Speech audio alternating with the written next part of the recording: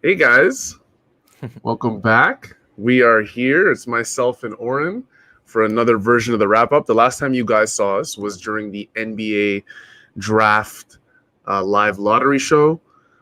And now we're here. We already have 20 people. More people are joining. The NBA draft goes immediately live. We couldn't afford to waste any time whatsoever. So we are here. And this is going to be fun. Your Toronto Raptors select fourth overall in the 2021 NBA draft. Oren, how's life been? I know you have a lot to catch up on really quickly. How was Victoria, BC? You were covering Team Canada this summer. How was that? Yeah, man, I'm happy to be back doing this with you. This has been a little bit of a sprint to get on air here, but we made it. But yeah, Victoria was really it was great. Just being back live in a live setting with people and talking to athletes, and like that was the best part of it. Was just like, especially in BC, the rules are way more laxed. So just being able to like be around people, not wear masks everywhere. Everyone's a little calmer. Um, Yeah. that was really nice. And I think the athletes also liked the fact that we were doing like press conferences in person rather than on Zoom. So Yeah. everyone was really nice, from the athletes down to the coaches, down to all the media there and all the help. Like everyone just seemed to be in a good mood. And obviously that game was, like Samson said, Wiggins had a Canada heritage moment taken away from him, and that was just heartbreaking to watch. Like so many ups and downs in that moment. But yeah, um, it was great. And just for the people who are watching, we're not Yeah. gonna. You're gonna have to get your own stream of the game going, or of the draft going here, and we're just gonna take you through what's happening, obviously from a Raptors perspective. But yeah, Detroit is on the clock right now, and I assume they'll take Cade. But how you been? Yeah. I've been good. Everything's been good. I did get this little guy. Can you guys see it? That little guy came today. And I feel pretty good. No sore arm yet. Second dose. What else have I done this summer? I haven't really done much this summer. I released the Gary Trent piece, which I had a lot of fun working on Raptors Republic. I released a piece also in June, detailing where each Raptor from the 2019 championship team was. That was a lot of fun. So in terms of Raptors Republic work, that's been me. Team Canada. That was hard to watch. Losing to Czech Republic in the semifinal of the Olympic qualifying tournament. It was difficult. But what I will say is Team Canada is not out. They're still in the Olympics. We're cheering on the women. Yep. The women, they lost a close one to Serbia, but came back and they beat Korea, if I'm not mistaken. South Korea, if I'm not mistaken. Or you might have to correct me there. Yeah, they did beat South Korea, and then they have a game against Spain coming up that I'll actually be writing the recap on Raptors Republic. Yeah. Yeah, it's gonna be fun. This is arguably the most talented Canadian women's team we've had in quite some time. Yeah. Kia Nurse, leading the way there. Bunch of other players that Oren is very well fond of. But yeah, this is fun. This has been fun. The Olympics, it's kind of tough for me, Oren, because of the time difference. Yeah. I was out. Was it this past weekend? And I just see, like, it was like about to approach midnight, and I see Team USA is about to kick off versus Iran. I think it was Tuesday, maybe night. Might have been Monday night. And I'm like, I can't do this. I can't. No. And like, I like Team USA, of course. Like, they have a bunch of players that are fun to root for. And international basketball, even without Team USA, is really fun. But not really my thing, staying up that late. Yeah, well, for the Canadian women team, I just looked, and they play 9 p.m. on Saturday. So which that's is great. A very, very watchable game for all of us. 100%. Yeah. 100%. I don't know about the viewers, guys. I can't do the 1 a.m. things, the 12 a.m. things. I'm going to fall asleep. Yeah. But, the summer's been good. The world's finally opened up in Ontario. A lot of people were looking forward to that. I've been downtown a couple times. I'm not seeing a lot of masks downtown. Inside, of course. But, I mean, it is what it is. People feel like they've been shackled Oh, for quite some time. So, yeah, um, for sure. but yeah, I walked by a big anti-masker protest on yeah. my way home. I was just camping this week and then immediately came back to just these really aggressive anti-maskers. Like they were hitting these cars that drove by. Like Oh it wow. was wild. Just down my street on Dundas. So that's my I don't welcome know. back to Toronto moment. You love to see Yeah. it. Welcome back. Yeah, Welcome thanks. back. Um, there are some Raptors Republic supporters right now as we speak at the Raptors Republic draft party taking place at the Sportsnet Grill, downtown Toronto, Rogers Way. Myself and Oren stayed back for We're you older. guys. We're old men. That's We're really what old it men, is. 100%. Our producer, though, Zarar, is there. I know he's having a peachy time. Yeah. So it should be fun. This is something that a lot of people were looking forward to. It's an event that they've been, um, our team, Raptors Republic, has been looking forward to for quite some time, getting a lot of people together for the NBA draft. Oren, the NBA draft. So We saw the where is your lottery. stream? Because Cade just got selected #1 to Detroit. I think mine's a little bit behind, to be honest. Okay. Yeah, Yeah, I'm actually yeah. using my parents' cable, so I think I'm gonna be pretty you're caught good. up. Yeah. You're good. But Cade to Detroit, which we kind of all expected, I think. Nothing crazy so far. I'm really hoping for a crazy draft though, because last year I remember there was so much talk about like there's going to be so many trades, so much movement in this draft. And then we got to it and there was nothing. It was just like a boring one note draft. So Yeah. I really hope that this year is different and that we get something crazy, like someone like reaching, like, I don't know. I really do too. I really do too. Or some big trades too, like the Pelicans, the Warriors, those are the Raptors could have a big night. Like, so I'm just hoping for the most chaos hectic as possible and the most hectic draft possible. I hear you. I've seen a lot of the Scotty Barnes rumors to the Raptors at 4. Lumpy Rex over here says getting Suggs will be peachy. And I kind of agree, but at the same time, I think I've reached the point now, Oren, where, and people might hate me for this, I'm okay with obviously a Mobley. I'm okay with obviously a Jalen Green. Those two guys seem like they're going 2 and 3. Yeah. I'm okay with a Jalen Suggs, and surprisingly, I'm okay with a Scotty Barnes. And that's not to say that I've done tons of film analysis on all of these guys. Mm-hmm. I mean, I've watched some film on quite a bit on some of these guys, especially the top we guys. Can have our opinions. We can have our opinions. A lot of my trust just falls with the Toronto Raptors brain trust. Like their front office rarely makes draft mistakes. And this is something that they pride themselves on. So for me, Warren, I'm okay with it. You go Barnes 4, I'm okay. You even go Kuminga 4, I'm okay with it. If that's who Bobby Webster, Masai Ujiri, and the entire front office decide on, then I'm with it. Because I'm not going to lie, Oren, when we took Pascal Siakam in 2016, I believe it was. Was it 2016 or 2017? 2016. I think 2017, but I could be wrong. 2017. When we took Pascal, I'm not going to lie, Oren, I was like, I haven't really watched much of this guy. But again, that trust was there. And 2 years later or 3 years later, Pascal Siakam is an all-NBA second teamer. So, by the way, if you haven't already, and if you have Twitter, follow Nikias Duncan at Nikias NBA and read his Pascal Siakam article he just dropped yesterday. Incredible, as always. So shout out to Nikias. Yeah. I mean, like I've kind of gone. I think it's a really interesting point with Suggs and Barnes. I've gone back and forth on that myself because I'm like you, where I trust the Raptors' brain trust so much that if it is Barnes at 4, I'm not gonna have a freak out here on air. I'll remain calm, cool, and collected, and trust that like they can develop him, and they see like I see the upside in Barnes for sure. I think like his ceiling is probably higher than Suggs' ceiling. I think you can easily make that argument.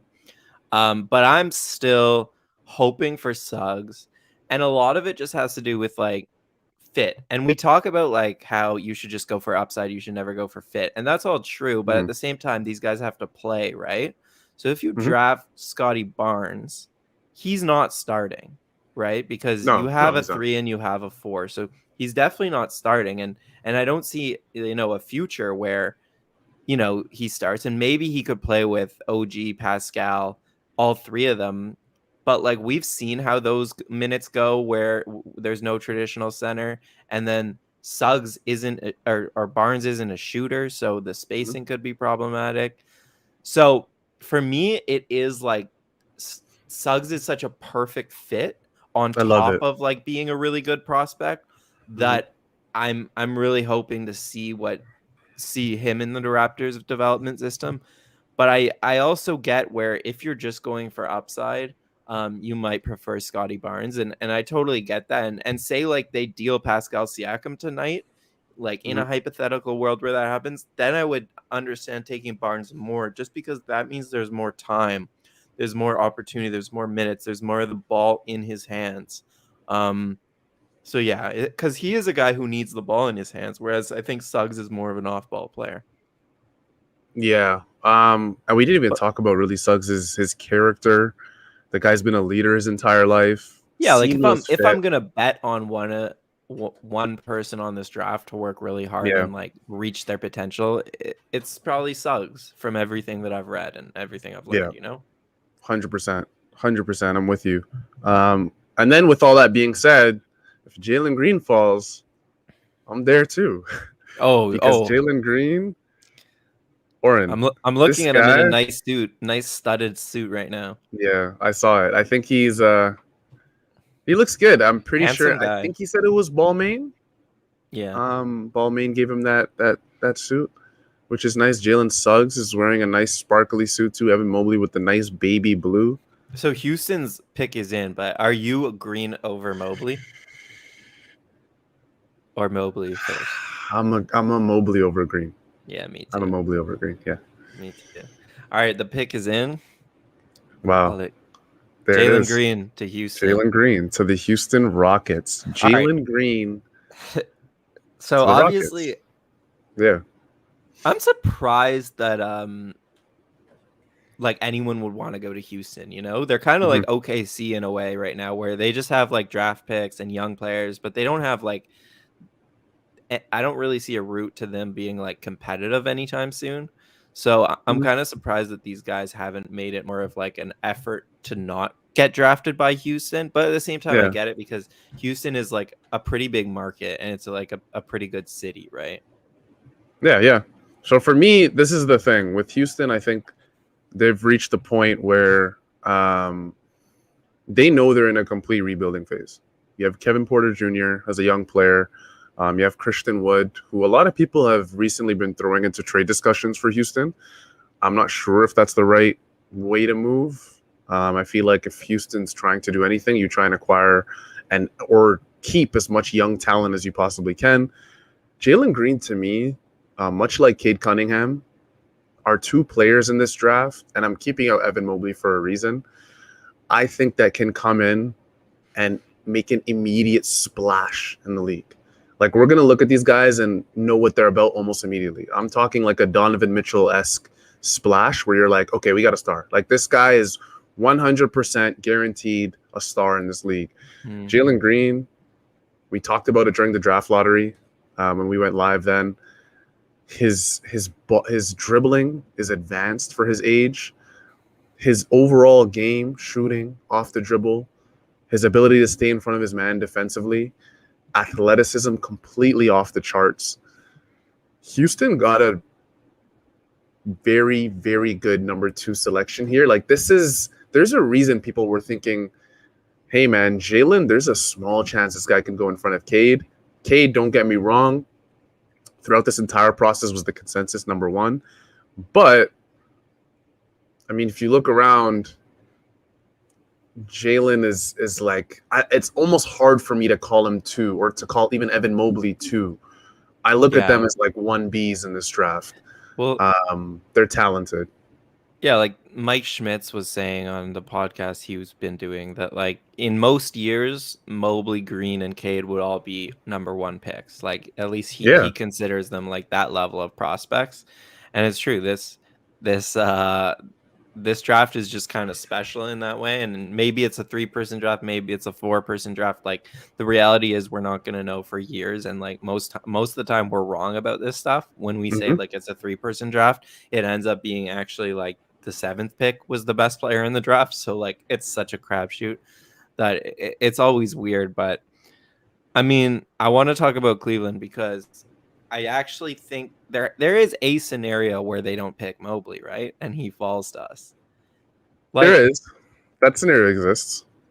I guess Woj already reported that they're like keen on him, but you know, they have Jarrett Allen there. They already are planning on dealing Sexton because they don't want to pay him, and then Suggs is a really good fit beside Garland. So I just think like I'm still praying at this point. I'm still hoping that it happens. I'll be happy either way, but yeah, like do you think there's any chance that they don't take Mobley right now? It's so minimal because I think now what it comes to is for Cleveland to make the decision of whether or not, because I think Jarrett Allen's almost a guarantee for them. Cleveland's been bad for so long that with Jarrett Allen as a restricted free agent, they have to match whatever comes his way. They probably feel like they have to. But I think what it came down to is whether or not they believe if he can stand beside. Can you put Evan Mobley as the 4 beside a Jarrett Allen? Yeah. Or as a 5, whatever you might call it. And I think you can, because I think Evan Mobley can step outside. He can move around, advanced passing game, very, very advanced for his age. It's for me, I think Cleveland, it's almost like it has to happen for them. This Evan Mobley pick is a must for them, and I'd be shocked if they didn't go Mobley. Because if you don't go Mobley, Oren, you're not going to go Suggs. Like, unless you could go Suggs if you trade Sexton. That's the thing, but unless you're very confident that Suggs is going to be a better player than Sexton in the future, and Sexton's a pretty good player himself. But I just see Evan Mobley. It just makes the most sense for them. It'll be interesting because Cleveland's also a team that wants to win pretty soon. They're not really like they've been in a rebuild and they can no longer just keep losing. They have to show like at this point they have to improve in some way. And Suggs is the more ready-made player, I'd say, but the pick is in, so we're about to find out. Yeah. Let's see how this goes. Evan Mobley to Cleveland. There it is. Okay. Well, here goes. And I think, and I think this, and I love this for Cleveland. Obviously, it's sad for Toronto in a way because, like I said, Suggs going to Toronto is incredible, regardless. But let's not get too arrogant, guys, or too greedy. Like, remember the NBA draft lottery? How desperate we were to get into that top 4. No one really thought we were going to get there. Everyone was kind of okay with that 8th and 9th pick, and Raptors are sitting pretty right now with the 4th pick, and Suggs is up. So. But shout out to Cleveland, man. They deserve this. They deserve this so bad. I feel like if you remove LeBron from that team's history, it's dark. It's so dark, man. Super dark. Yeah, I mean they've been historically pretty terrible at the draft. So, yeah, I think they probably like I would not be surprised if Mobley's the best player out of this draft 5 years from now. So, yeah, good for them. They got a real one for sure. But they need to start. They need to start winning. Like any of these teams that just keep losing for so long, eventually, like I want the rookies or the young, like the Zions of the world, to be like, get me out of here. Like, like I want 100%. Some competency, and we'll see. Like with Cleveland, like if they can provide that for Mobley, we'll see. But here goes nothing. Here goes the Toronto Raptors' future, maybe. Yeah, I'm so busy watching these Evan Mobley highlights. This guy's so good. So good, so young. The way he moves is like Anthony Davis-like for a guy his size. Like guys like that are not supposed to move like that. Yeah. Him, Durant, Jan, like all these guys are not supposed to move like this. This is why people love calling these guys unicorns, because it's like something we haven't seen in so long. And Evan Mobley is incredible. And he's going to Cleveland. He's your newest Cleveland Cavalier. Oh. Like we said, likely Colin Sexton's gone. But now who are you building around? Darius Garland and Evan Mobley. Yeah. Right? Yeah. I was gonna ask what you thought about the. Oh wait, yeah. So what did you think about the Russell Westbrook trade? Because the full details just came out, and it's Oh, is it confirmed now? Yeah, so it's the 22nd pick in tonight's draft. Montrezl Harrell, KCP, Kyle Kuzma, and and then the Wizards are trading Russell Westbrook and 2 second-round picks for that package. My initial reaction was that that's a lot to give up for Russell Westbrook on this contract that he's on. But he's on a pretty nasty contract. But my other reaction is Russ in a Lakers jersey is going to be sick. How about you? Oh my goodness. Yeah, so 7 minutes ago, Woj tweeted it. Lakers and Wizards have agreed on the trade for Russell Westbrook. Yeah, man. Kuzma, KCP, Montrez, number 22. I mean, it's tough because I'm sure Lakers fans are like, yeah, well, we got Russell Westbrook. Like, none of those players really matter. Like, they're not going to push the needle for us. But it is Russell Westbrook, and it is a guy who, when push comes to shove and things get nasty in the playoffs, I don't know if you want the ball in his hands. That's why you got LeBron, but it's tough. Like, you are giving away a lot. Russell Westbrook's on a massive contract, but it's Russell Westbrook. He's also still one of the best guards in the league. So I'm excited. Watching Westbrook, AD, and LeBron run in transition is going to be a lot of fun. Before we continue, Oren, I want to invite Raptors Republic's very own Kyle Brickman on here with us today.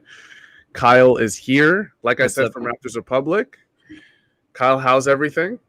Good. My first comment is, you say you want to watch Westbrook, LeBron, and AD run in transition. Like, yeah. How do you feel about watching them in the half court, though? That's like there's space in the I saw the funniest tweet though, Kyle, because today I retweeted it too. A Lakers fan was like, well, now that we traded for Westbrook, we have just as much space as an NYC subway spacing. And I was like, I thought about it and I was like, damn, like KCP's gone. And that was like their go-to shooter. Who else do they have? Do they even still have Wesley Matthews? Like, there's no spacing on that team at all. So that's terrible. The reports are out that the Raptors are taking Scotty Barnes with the 4th pick. Wow. That's what Shams tweeted. That's what Blake tweeted. So yeah, Suggs is sitting there. It doesn't look like he got a call either. We'll see, man. But that's crazy.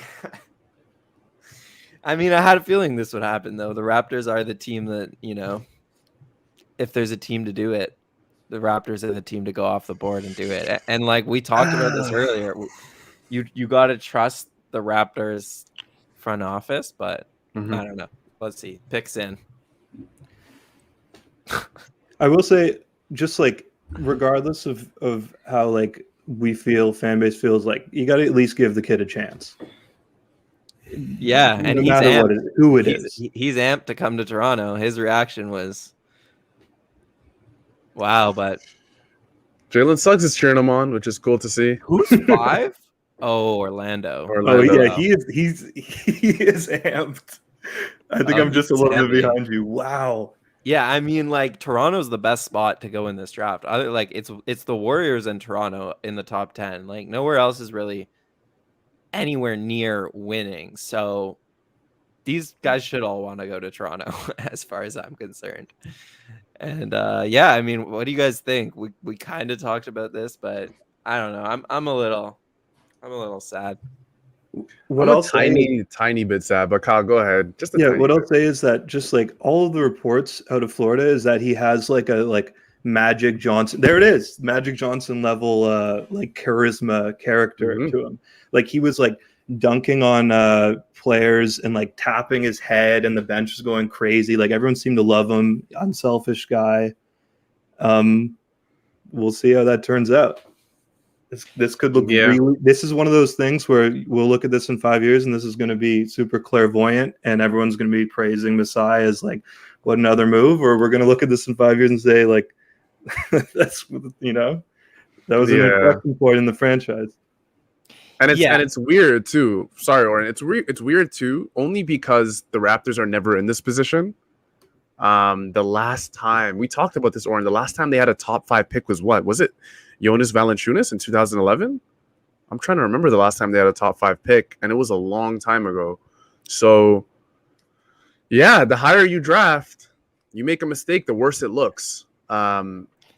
And you don't even necessarily have to make a mistake. Scotty Barnes can be a starter for his entire career. He can be a good starter for his entire career. But if Jalen Suggs turns out to be a Hall of Famer, if Kuminga turns out to be a Hall of Famer, that's where people are like, yeah. I mean, people are still talking about Detroit taking Luke Kennard over Donovan Mitchell.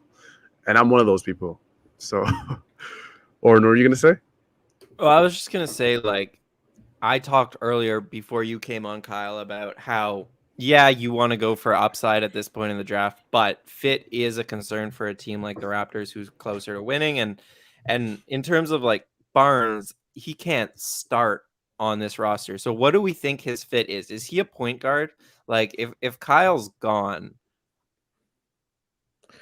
are they gonna give the ball to Barnes and put it in his hands and like, because a lot of people do think he's a point guard, a Magic Johnson style guy, because he can't shoot. So if he's not a point guard, where does he fit into the offense? Like, what do you guys just think about his fit beside Fred, OG, and Pascal? Like, I just want to add, it's not like he can't shoot. Like, oh, he's like a poor shooter on like low to mid volume. Like he's a non-shooter. Like that jumper is like broken. That it needs, like, this isn't like a tweak. He has a jumper that's going to need to be reworked. He doesn't have a repeatable motion at the moment. So this is going to be, if they plan on making him into an improved jump shooter, it's not going to be in the first year at least. So I don't know if you can run point effectively with like basically zero jump shot. I mean, like every screen, people are ducking underneath that. Yeah, but they do that with Russell Westbrook, right? But Westbrook has, I mean, there's like a short list of guys who have the athleticism to compensate for their non-shooting, and that's like Westbrook is in like the 99.9th percentile of all guys ever. In terms of athleticism, right? In terms of, he might be 100, yeah, no, for sure, but yeah, Scotty, he's gotten a lot of Draymond Green comparisons, just naturally with his size, his court vision, his ability to defend. I've always said I don't really like, pro comparisons are so hard because like players never turn out to be like that player. Like every player is supremely unique compared to the next, but it's fun. It's fun to see which attributes you feel like compare most. And Draymond Green, I have a lot of close friends who are, I wouldn't say haters of Draymond Green, but critics. But I mean, Draymond Green's Draymond Green, Hall of Famer, a guy who arguably one of the best glue guy players of all time, on arguably the best team of all time. So I don't know. It's tough. I see Orange reeling because this is great. I mean, here's the thing about like fit is also this, is that like we don't need another Draymond Green. Like that's like the thing is that one reason that a lot of people have been pushing for Suggs is like he's exactly the type of guy who puts pressure on the rim, who can create his own shot a little bit, or at least develop into that guy. Whereas Barnes is like another, guy. He's a finisher. Okay, I don't know if he can't create his own shot. We'll put it that way, right? So you add another guy who can't create his own shot into the Raptors mix of a bunch of guys who can't create their own shot. And yeah, it's a transition team. It's going to be an amazing defensive team. I'm excited to watch Barnes. Don't get me wrong, because I think he's a really exciting player who goes harder than anyone in this draft in terms of like who plays the hardest. But when I think about like the half court, like, does it solve Toronto's problems? Not at all. Does it make me think that this is actually more of like a long-term play? And do I now think Siakam is more available than I thought previous to this? Yeah, absolutely, because it feels like that. Yeah, that's what I wanted to ask. Like, this is a statement on Siakam, or one of Siakam and OG's futures, right? Because maybe, like, realistically, there isn't a spot, both like, in a positional sense, but also even in like a shooting sense. Like, you always have to maintain a certain number of like capable shooters on the floor, and I'm not sure if like Barnes can play like a guard role if you have a certain amount of non-shooters. I mean, it's going to be tough. I actually do think he's a terrific Draymond Green-esque player, but like, what's Draymond Green without Stephen Curry? Like, Curry is like made Draymond Green on like the 2011 Hornets is like he's a bum. Like, he's nobody, right? The whole reason Dre is this incredible elite player is because he's not necessarily like, he's not a ceiling raiser, but he's incredibly potent in an offense that's already executing at a very high level. So I don't know where these other weapons that he can be the Draymond Green for. Like, who is the Steph to Barnes's Green? That's true. Really good point. And I hope people aren't saying Fred, because I love Fred. He had 50 though. But yeah. I mean, there is a I'll just difference, leave it at which is that. the difference is that people think he can be a point guard, and no one ever thought Draymond could be a point guard. They just thought Draymond's a good passer for a big. So like in terms of the handle and the passing, like, he is better than Draymond. So maybe the Raptors see him as like a point guard. Maybe they see him as a center, right? Yeah. Who can Jalen play Suggs, beside. by the way, just selected. Yeah. Maybe they see him as a guy who can play beside OG and Pascal, because, like, okay, think about it this way. You replace Norm's spot. I'm trying to be optimistic, right? You replace the Norm spot in the small ball lineup. So you go Kyle, Fred, OG, Pascal, and Barnes instead of Norm. That's better to me. At least it will be soon. Like, because Norm was always like a little too small to play the 3 in those lineups. Yeah. And now if OG's your 3 and Barnes is your 5, whatever you want to call it, like, that's a really good small ball lineup. And there aren't a whole lot of big men. Like, maybe the Raptors thinking on this, if we're thinking they are thinking short term and they don't want to trade Siakam, is that like the way the league is trending is towards small ball. They've definitely shown, things that would suggest that last season and a half. And like, maybe he can be our 5 of the future, and like those lineups can dominate almost any other team, unless you're talking about Joel Embiid or Jokic. Yeah. This is something that I've been thinking about, and it's something, honestly, I've been thinking about for quite some time. If the Raptors go away from Jalen Suggs, and that is, do they know something we don't know in terms of the Kyle Lowry negotiations, or I'll call it the preliminary negotiations? Do they have an inkling that Kyle Lowry wants to come back? If the Raptors give him the money he wants, the reported numbers, 3 years, $90 million. If the Raptors can slide him that contract, I think Masai maybe and the front office feel like if the Raptors essentially match what everyone else does, they'll get Kyle back.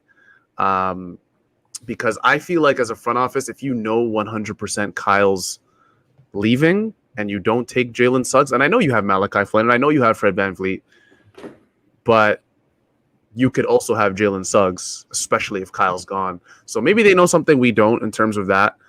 If Kyle Lowry stays, I think this pick looks a little bit better with Scotty Barnes. But this is something, like I said, like the Bleacher Report guy by the way, got it right. Everyone was slandering him this entire week, Jake Fisher, about him not having sources or whatever. And who knows? Like, I'm not. Wait, what did he get right? He said that he's been saying, like, the past few days that the Raptors have been inching towards like Barnes.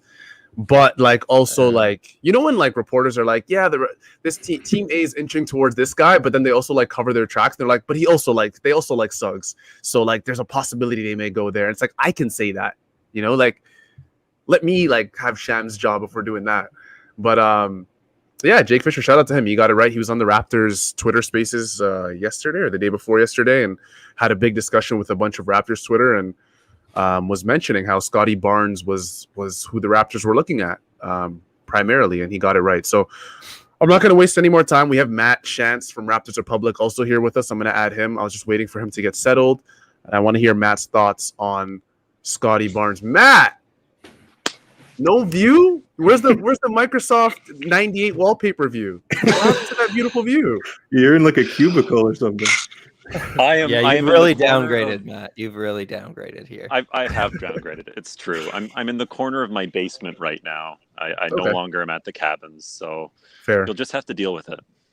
Fair. What are your thoughts? What are your thoughts on this pick? Raptors select Scotty Barnes. What do you think, Matt? I'm in. Okay. Is that too simple? No. I think my internet is kind of shot. Are you okay with with Suggs being there and the Raptors still going Barnes? Yeah.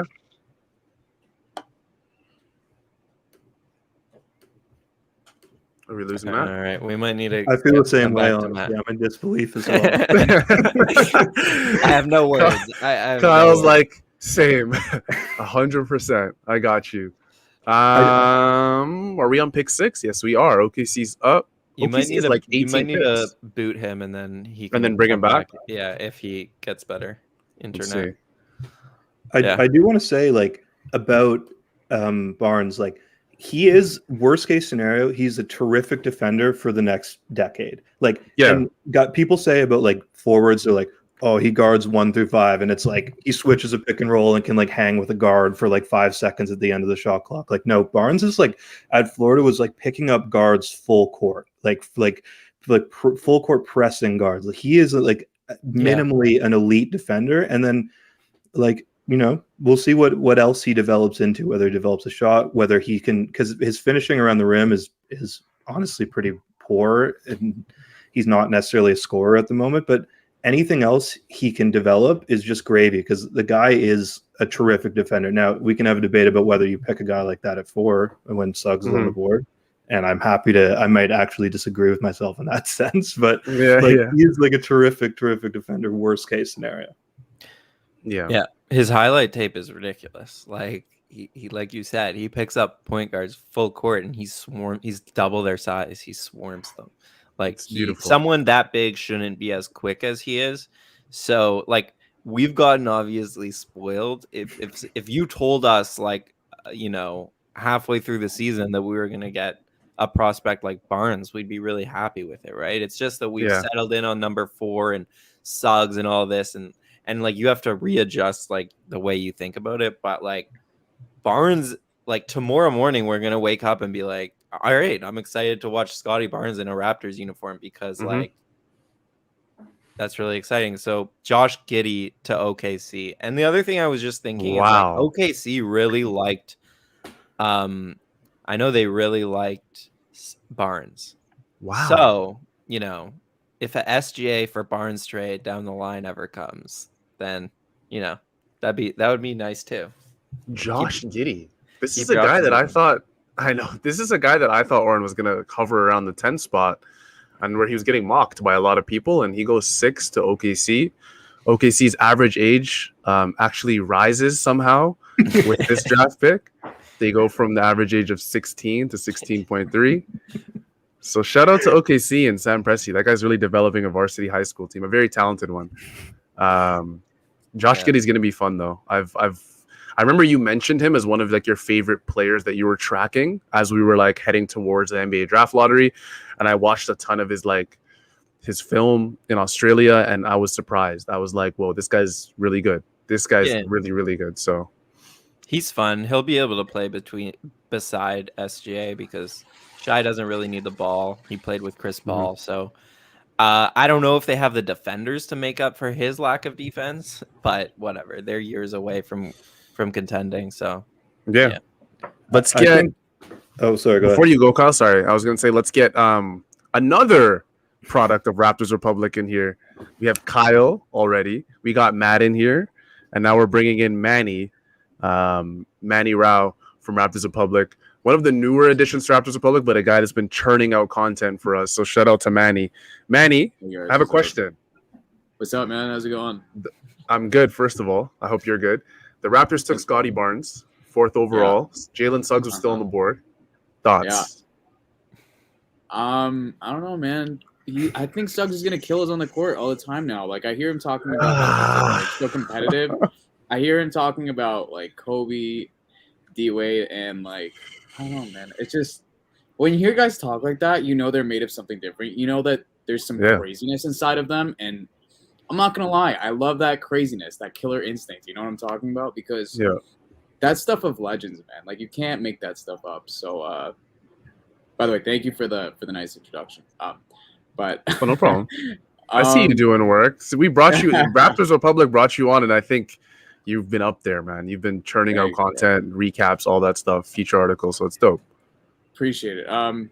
So yeah, I think I don't know. It's just like minutes old, but like I think Suggs would have been the ideal fit, especially because who knows where Lowry's going, right? So yeah, let's talk about that though. But yeah. finish your point, but I want to talk about Lowry. Yeah. So I think that bringing in Barnes, like I've read that he's a point forward. He can pretty much do everything except for score the ball really. But given that we have one of the best, if not the best, developmental systems in the league, I don't know how worried I am about that, especially, with Bobby in charge and Mazai in charge, at least, from what we know so far. And yeah, man, I think ultimately, that, Scotty Barnes, I'm not mad at the pick, but when I hear Jalen Suggs talk about that killer instinct, man, oh man, Jalen Suggs for me, it's just so hard for me, Manny, to look at this guy and be like, he's not going to make it in this league. Like he's almost like a sure bet for me. I don't know how sure it is. I don't know if it's like an all-star or whatever, but there's no way. Because let's be fair. Every single draft has a few guys in the top 10 who become busts, who don't pan out. And for me, I don't see that at all with Jalen Suggs. Like his mindset, his story, the fact that he's been a leader on every team, multi-sport athlete, dominant on Gonzaga in his first year there. The buzzer beat, like he's just, I don't see it with Jalen. But you know what? I'm gonna stop because I can't. We gotta stop. We gotta stop bringing up Jalen because, dude. I have a question, Kyle. Let's pay some respect to Scotty. Yeah, Kyle, go ahead. You can start here, but Kyle Lowry, does this pick like this? This has to make him more likely to come back, right? Now that like everyone expected we signed a point guard, that's not happening, at least in the traditional sense. Like, do you think they're gonna kind of run it back with Kyle? Or does this signal to you a longer term rebuild? Yeah, I'd say it signifies that he come back in the sense that like there's another guard spot open. But I would almost say that Barnes is less of a win now pick than Suggs would have been. Like if anything, like if the organization, if the front office had made like a win now move, then I would be actually more inclined to think that Lowry would come back. This seems like not necessarily like a blow it up, but like this seems like it's like extending the whatever tank happened at the end of the year, because or they just really love Barnes. And I'm gonna head out, but I will say like just as a capper, like I'm gonna I'm not gonna forget how I felt when I saw Barnes like beating his chest, hugging his mom. Like that guy was loving Toronto. And I'm gonna wake up tomorrow, I'm gonna watch that, and I'm gonna like it's going to grow on me. And by the start of training camp, I'm going to be telling all my friends like, well, no, he should have gone number one, like any other year, like whatever, if he had more minutes at Florida State. And then, you know, we'll see. I think worst case scenario, it's a guy who clearly loves where he's slotted. He's in Toronto. He's loving it. We'll see what happens. Thanks for having me. We'll see what happens. Thanks, Kyle. Take care. Thanks for coming. Thank you. Good to see you. Oh man, that was a really good way for Kyle to go. First of all, I would just want to put that out there because I feel like there's a little bit of doom and gloom, obviously not just here. I feel like we've watched maybe Scotty Barnes more than like the typical NBA fan has, but I think there are a lot of people who wanted Jalen Suggs. But I think now with Scotty Barnes, what this reminds me of, Oren and Manny, is if you guys remember the feeling you had when we drafted Pascal Siakam. And I'm not speaking for any of you guys. I didn't watch Pascal all that often. I know he was projected the entire draft process to go in the late 20s. Some even had him early second round. Some had him in the lottery in the mid-teens, right? So, and the Raptors took him. And at that time, just from me not knowing who he was, and that's kind of how I feel about Scotty Barnes, where I'm just like, I've been spending so much time watching Jalen Suggs, Jalen Green, Evan Mobley, not really Cade, because I mean Cade for the entertainment factor, but not for the possibility of the Raptors drafting him. But I haven't watched as much Scotty Barnes, and I'm just feeling a little bit uneasy. Same. Just because of that, right? But I know everyone who has watched Scotty Barnes, those draft analysts out there, they're huge fans. So poor Samson Folk from Raptors Republic, because he did so many draft podcasts on the two Jalens and Mobley, and did not fit in Scotty Barnes. It didn't seem like a real possibility, and that's the guy they take. But go ahead, Manny. I think it's more of a potential pick. I think we alluded to this earlier on, right? Like it's more of a pick that's made because of what he may turn out to be down the line. But I don't know, man. I mean, I'm not gonna say anything bad because I don't know much about Barnes other than he's very versatile and he can play defense. He can guard supposedly 1 through 5. His scoring, like I said, the good thing about this pick is though, based on all those descriptions, I think this effectively takes the Raptors out of the running for Ben Simmons. I don't think that you can necessarily like make the case anymore that he would come here, because I don't know how you could, if based on what the scouts have said about Scotty Barnes, if he's not as strong of a shooter, it doesn't make sense to add Ben Simmons to the mix either then, right? Who is like the epitome of not a strong shooter. And don't get me wrong, the Ben Simmons slander has been crazy these last couple months.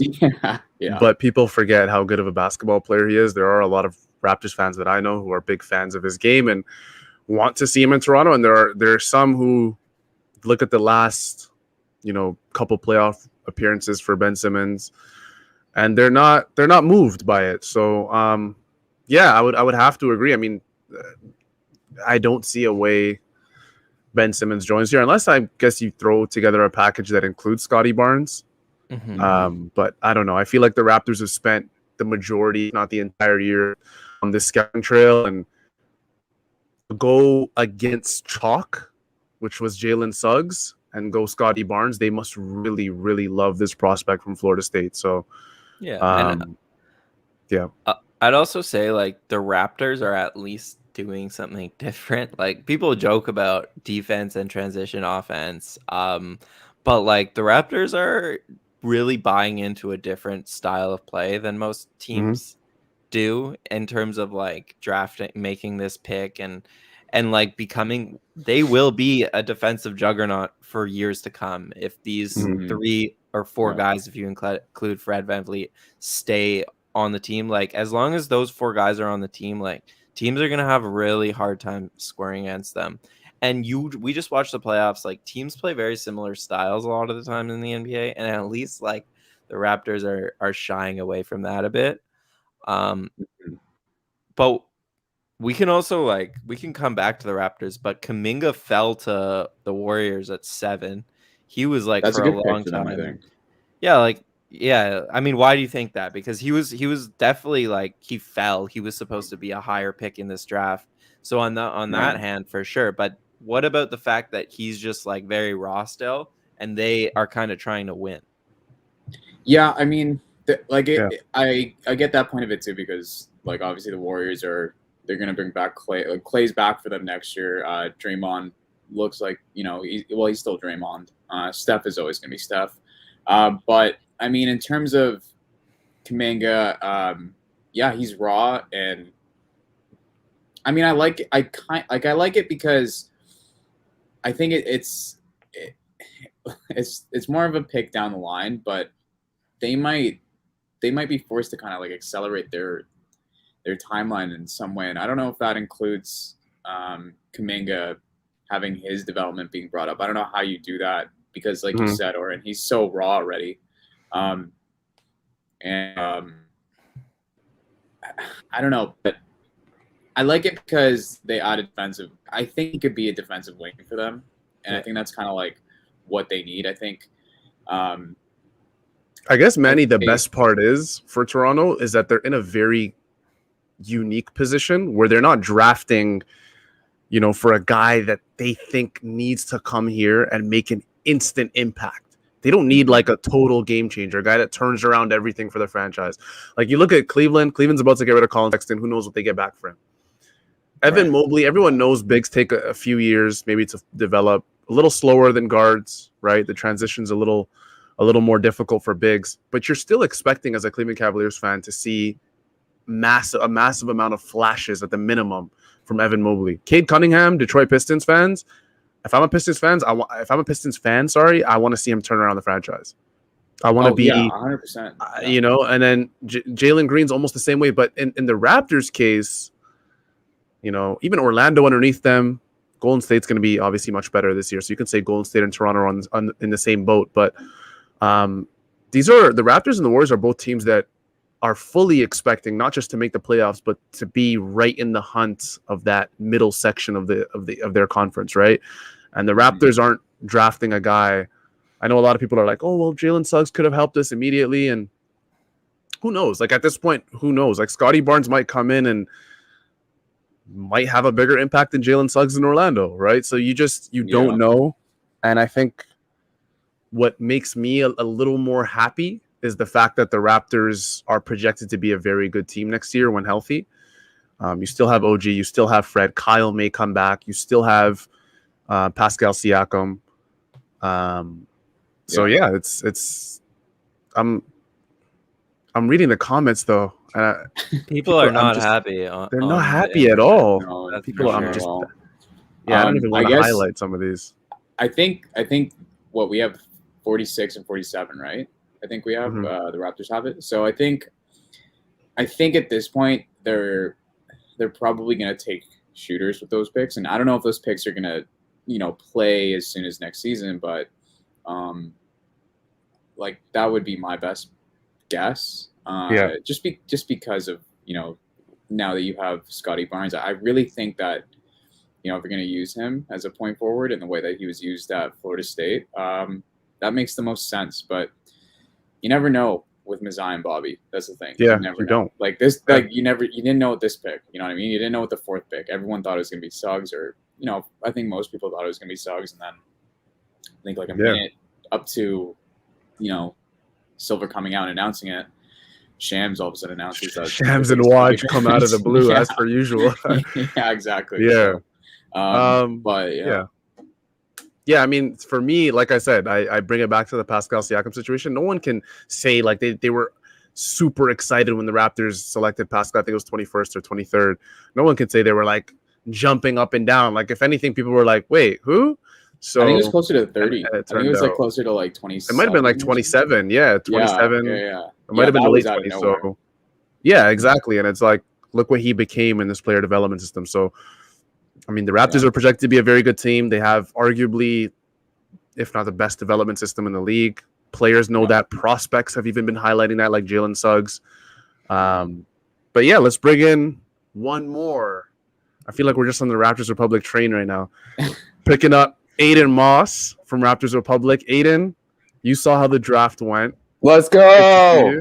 Good to see you. First of all, what jersey is that? Thanks for having me, guys. Can you bring it up a bit? What are you hopped up on right now? What? Too much coffee this late. Oh, okay. Okay. That's fair. But also Scotty Barnes energy, man. I'm here for it. Yeah. Okay, good. Jerseys, Aiden? Oh, baby. Hold Let me on. see. Is it Bargnani? Oh, No, please see don't it? be. Oh, it's Rudy Gay. Is that Rudy Gay? It's Rudy Yeah. Gay. Nice. Yeah, it's Rudy Rudy Gay. Gay. Okay. Throwback. I didn't pay money for it. I'll tell you that much. Okay, that's better. That's Yeah. better.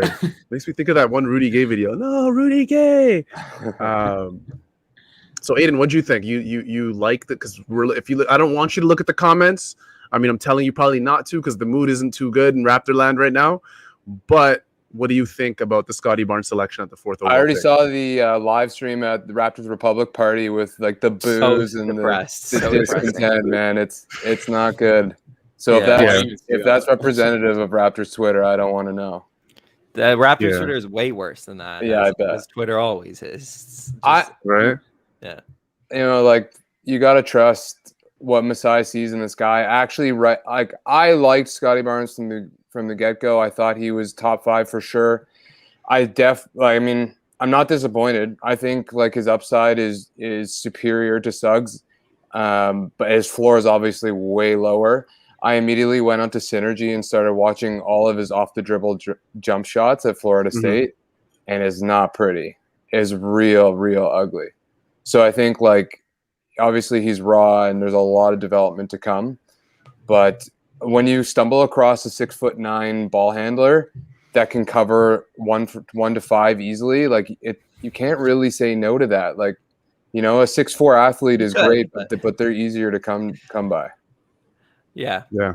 It is funny that the Raptors have 2 now of the 4 guys in the NBA who can legitimately guard 1 through 5. Like, yeah, I mean, I can't say that's Scotty Barnes for sure, but maybe, right? That's a pretty wild thing. But if he develops a shot, and if he becomes like at least a decent scorer, like I'll say like 15 to 16 points a game, like that right there is gonna, like that makes him like pretty damn good still. You know what I mean? Even Yeah. without being a scorer, he's like we alluded to earlier, like he's still able to guard 1 through 5, Mhm. which is like not easy to do. And he's you know, 19 having years two of those old. guys now. Yeah, he's 19 Yeah. years old, 6'9", 7'2", wingspan. Like, I don't know. I don't want to overhype him. I don't want to like get too hyped because we all know this roller coaster ride that is being a Raptors fan. But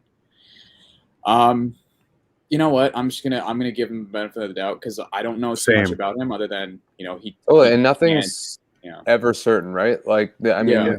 we always look back on these draft picks or these drafts, and it's never, you know, linear. So like, we got to trust the, you know, collective knowledge of the Raptors, which continuously proves us wrong, right? Like 100%. they always are finding guys and developing them way beyond what we would have thought. So I don't know. I'm pretty happy with it. Yeah, Yeah. Aiden, I'll ask you this. We talked about it earlier, but where do you think he plays? Like, is he more of a point guard or is he more of a center? Like, how does he fit with our players? Assuming everybody's back, like I actually think he's going to be nice coming off the bench with Flynn. I think the two of them will pair quite well together. They can both bring the ball up. Obviously, he's not going to be able to shoot, but if you put him at the 3-2 spot with him and Boucher and Flynn, like I don't think that's a bad thing. It's kind of like a nice little bench mob 3.0 kind of thing. Yeah. And I think you just like throw him out there to cause chaos and kind of learn on the fly. Give him, you know, 10, 15 minutes a game.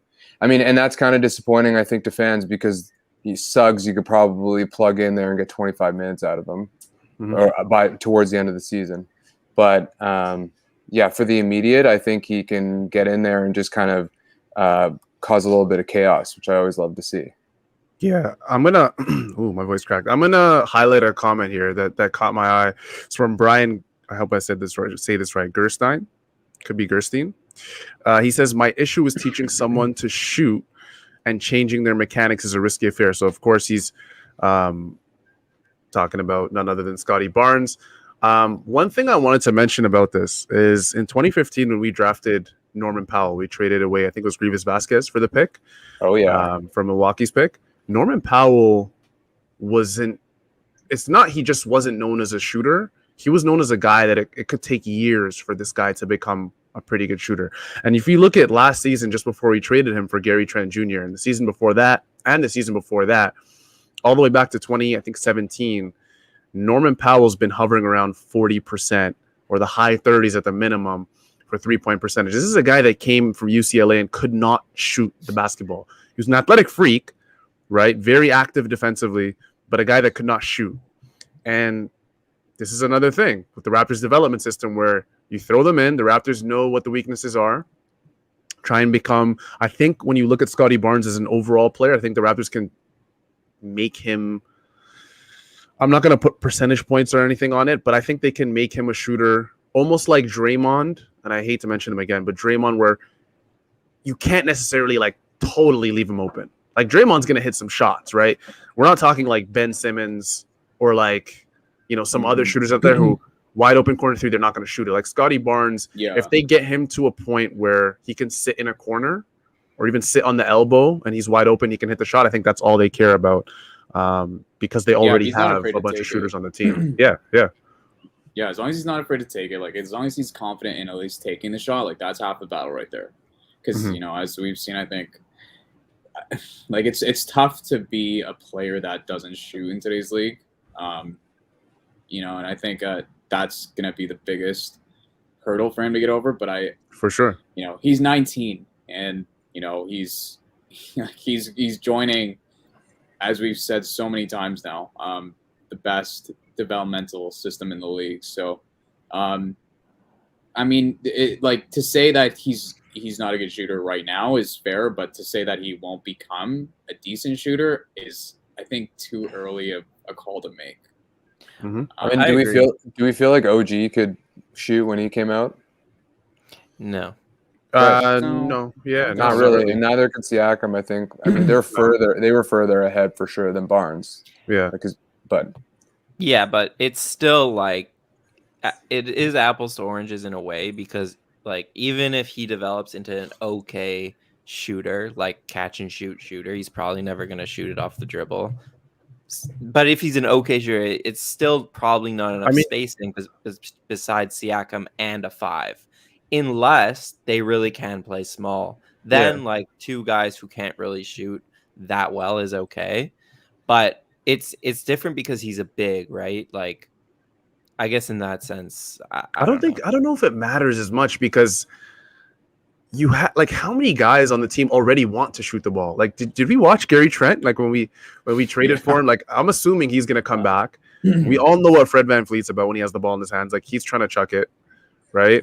Kyle Lowry, if he comes back, he's due for another 15 to 18 points per game, likely.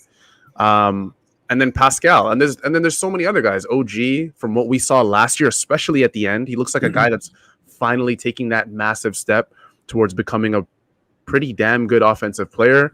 So I don't know. I don't know if you need, and the Raptors probably look at this like they don't need Scotty Barnes to come in and average a certain amount of points or be this good of a 3-point shooter off rip. I don't think they need that from him. But will they work on it? Absolutely. And someone here mentioned Earl Watson as a guy that I've been humming about the last week, who the Raptors reportedly hired. One of the better player development coaches in the league. He had a large say in how Booker was developed, Devin Booker, and with the Phoenix Suns when he was the head coach there, even when he was a player development coach there. So I'm excited. It's almost like they're adding to a team attribute that they're already so good at in terms of player development. So I have the utmost faith that Scotty Barnes is going to, I don't know, I'm assuming like with all these players, I mean, to get to a top 10 pick, your work ethic has to be insane. So it's not, I don't think it's going to be a thing where Scotty Barnes doesn't have the work ethic required to get where he wants to be. But remember, this is, guys, we're talking about like 19-year-olds, 20-year-olds. Like, so let's pace it a bit in terms of, I'm talking to the comments, but let's pace it a bit. So I'll say one more thing, then I'm gonna dip. But yeah, the other thing to think about is he's a point forward, right? So this is gonna take pressure off of Fred, because I think Fred is kind of being thrust into that role, and I think he's stronger at shooting. To be honest with you, even though his shooting percentages aren't necessarily the highest, he's a decent 3-point shooter. But let's be honest. I think if Kyle does come back, this does help them in that sense, and they become more of a run and gun team, for sure. And I think that, you know, it plays to their strengths. I think if Siakam can also develop his own consistent like shot, and we know he can do it. We've seen it before. This really helps their offense, and it's definitely an upgrade for their defense too. So I think, you know, while we might be worried about his scoring and what that may look like down the line, I think playmaking abilities, and the way he's able to read defenses, that should not be understated at all. I think it's a very interesting pick, and I guess we'll see who else they add, because I mean, when we get a better idea, like I would imagine that they're going to add shooters, but you know, it's his playmaking ability for a 6'9" guy with a 7'2" wingspan. Like, he's got all the physical tools, you know what I mean? And so if he can just kind of put a few more pieces of the puzzle together, I mean, I'm really like excited to see what he can do. But at the same time, I'm cautious about it, and I'm, you know, very Raptors fans. We you know all what are. I mean? Yeah. So, I hear you. So I mean, it's walking on ice, man. But walking on thin ice. But anyways, thanks for having me on, guys. Have a great night, and go Raptors. Let's hope this thing works out. Yeah, hopefully. Thanks for joining us, Manny. Appreciate you. Thanks, guys. Have a good night. Take care. We'll come back to the Raptors, but has anything in this draft stood out to you guys? Otherwise, Zaire Williams just went 10 to New Orleans, which is a little bit of a reach according to some boards. And also, if anyone has any thoughts on that New Orleans-Memphis trade, I personally did not understand it for New Orleans. Obviously, they got off a lot of money, but they brought back a center who's the same style of center as Steven Adams, right? He's not solving Zion's problems on either end. So I love when people are like, well, JV can shoot. As No, if he like can't. he's just gonna 1-3 a as if- game. yeah, as Attempt. if, A as if, 5-minute load up. yeah, like I don't get it. Well, let's before we get into that question, or let's add Brendan into another Raptors Republic. Brendan is gonna come in hot, I guarantee. Yeah, He for is. sure. not he And is. that's why I kind of want to rewind the conversation a bit to when we were talking about Scotty Barnes and his shooting ability. So Okay, first we'll of all, get to welcome, that, Brendan. Thank you for rejoining us from the draft. Yeah, lobby what's to up, now. guys? Yeah, how Um, sad are you on a scale of 1 to 10? I'm more like mad, man. Like, Yeah, how mad I are feel you? On a like scale? I feel like some violence right now. It's Oh no! and It man, was- You it put it's, so honestly. much work into pumping the Suggs tires, eh?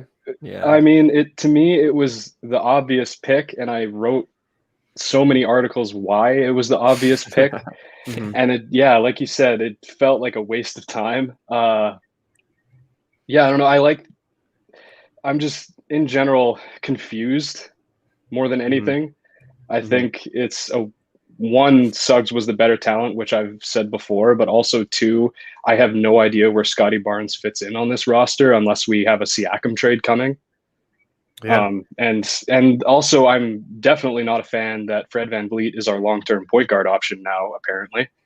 I don't think that's really good for us if we want to go back to contending again. You guys mentioned before that, he's going to chuck the ball. He's a chucker. Yeah. He is. Definitely a chucker. Yeah. He will. And take a shot. I felt Jalen Suggs was a natural succession plan, given that everything the Raptors look for in a player. He's basically like a taller Kyle Lowry. You've heard that comp a bunch of times before. Yeah. And they just completely went off of that. They went away from the consensus, which, they've done before. But I think when you're at the top of the draft, you should the consensus is a consensus for a reason. And I'm in general just not very pleased with the pick. I hope Scotty Barnes proves me wrong, but I don't think he will. Yeah. Damn.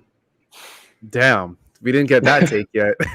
I mean, We needed said it that. myself. Yeah, we did a need that. reality check.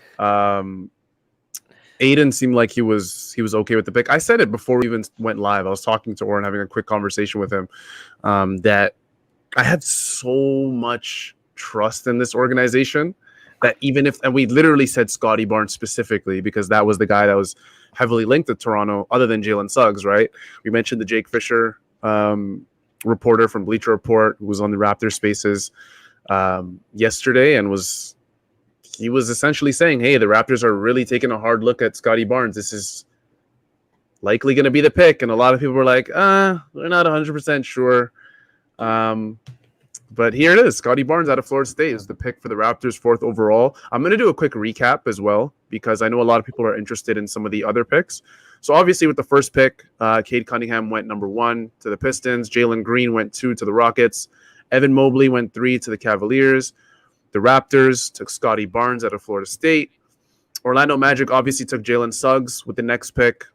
The Thunder took Josh Giddey out of Australia.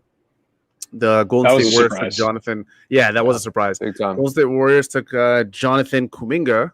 And then the Magic came back with their 8th pick and took Franz Wagner or Wagner. I don't know. Bonds. Let's say Franz Wagner. Wagner. I think that's what it is Yeah. because I think Mo Wagner is Mo Wagner. The Sacramento Kings took a player I really like, Davion Mitchell, who I was mentioning during our lottery stream, out of Baylor. And then the New Orleans Pelicans have just taken Zaire Williams at the 10th pick. And now the Hornets are on the clock. Hornets, James Borrego, Michael Jordan, and the gang. I'll say this in terms of like their future at point guard, and like maybe their future at point guard is just Kyle Lowry. Like maybe he has 3 more years in him, and they think that and they're confident of that. Because if they let Kyle walk for nothing after passing on Suggs, then I'll actually hit the streets with anger. But if they re-sign Kyle, because like it just makes a lot of sense to retain an asset, and Kyle's game is probably well suited to be good for a few more years. We see what Chris Paul is doing. Then I think like that makes more sense. But if I see Malachi Flynn start beside Fred VanVleet next year, I'm gonna be upset. I just am. But Yeah. I think that's where the trauma is coming for fans, is that like if you draft Suggs, it's kind of an indication that we're running this like full on back. We're gonna pick up some pieces and we're gonna like take our best shot It's clean. Whereas It's very clean. Yeah. Whereas with Barnes, it's kind of like now there's a little bit of fear and anticipation of what's next, and no one likes that uncertainty. So Brendan, sorry, finish your point. No, go ahead. That's cool. I was gonna say, you obviously like we just said, Suggs is the cleaner fit, but where do you project Barnes to play in this Raptors lineup? Like, not necessarily next year, but going forward with this core, how does he fit in? I think that was another reason why I was a little iffy on the Barnes pick in general, just because, he gets a lot of Draymond Green comps, so that would be a point forward position. That would mean one of OG or Pascal, probably Pascal, is on the way out. And I know a lot of people wouldn't really be happy with that because they kind of wanted to see him bounce back from his kind of down season. I think to get the most out of a player like Scotty Barnes, to get that total size with the playmaking package and the defense, ideally, I would like to see him run at point guard.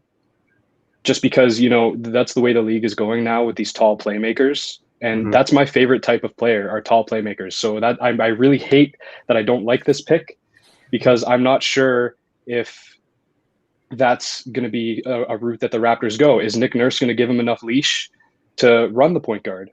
He's probably going to be brought off the bench and allowed to run some plays with the bench, but is he going to be given that amount of trust and amount of offensive leeway to, do what he did at Florida State and play the point guard? I think that's how he's going to develop the most.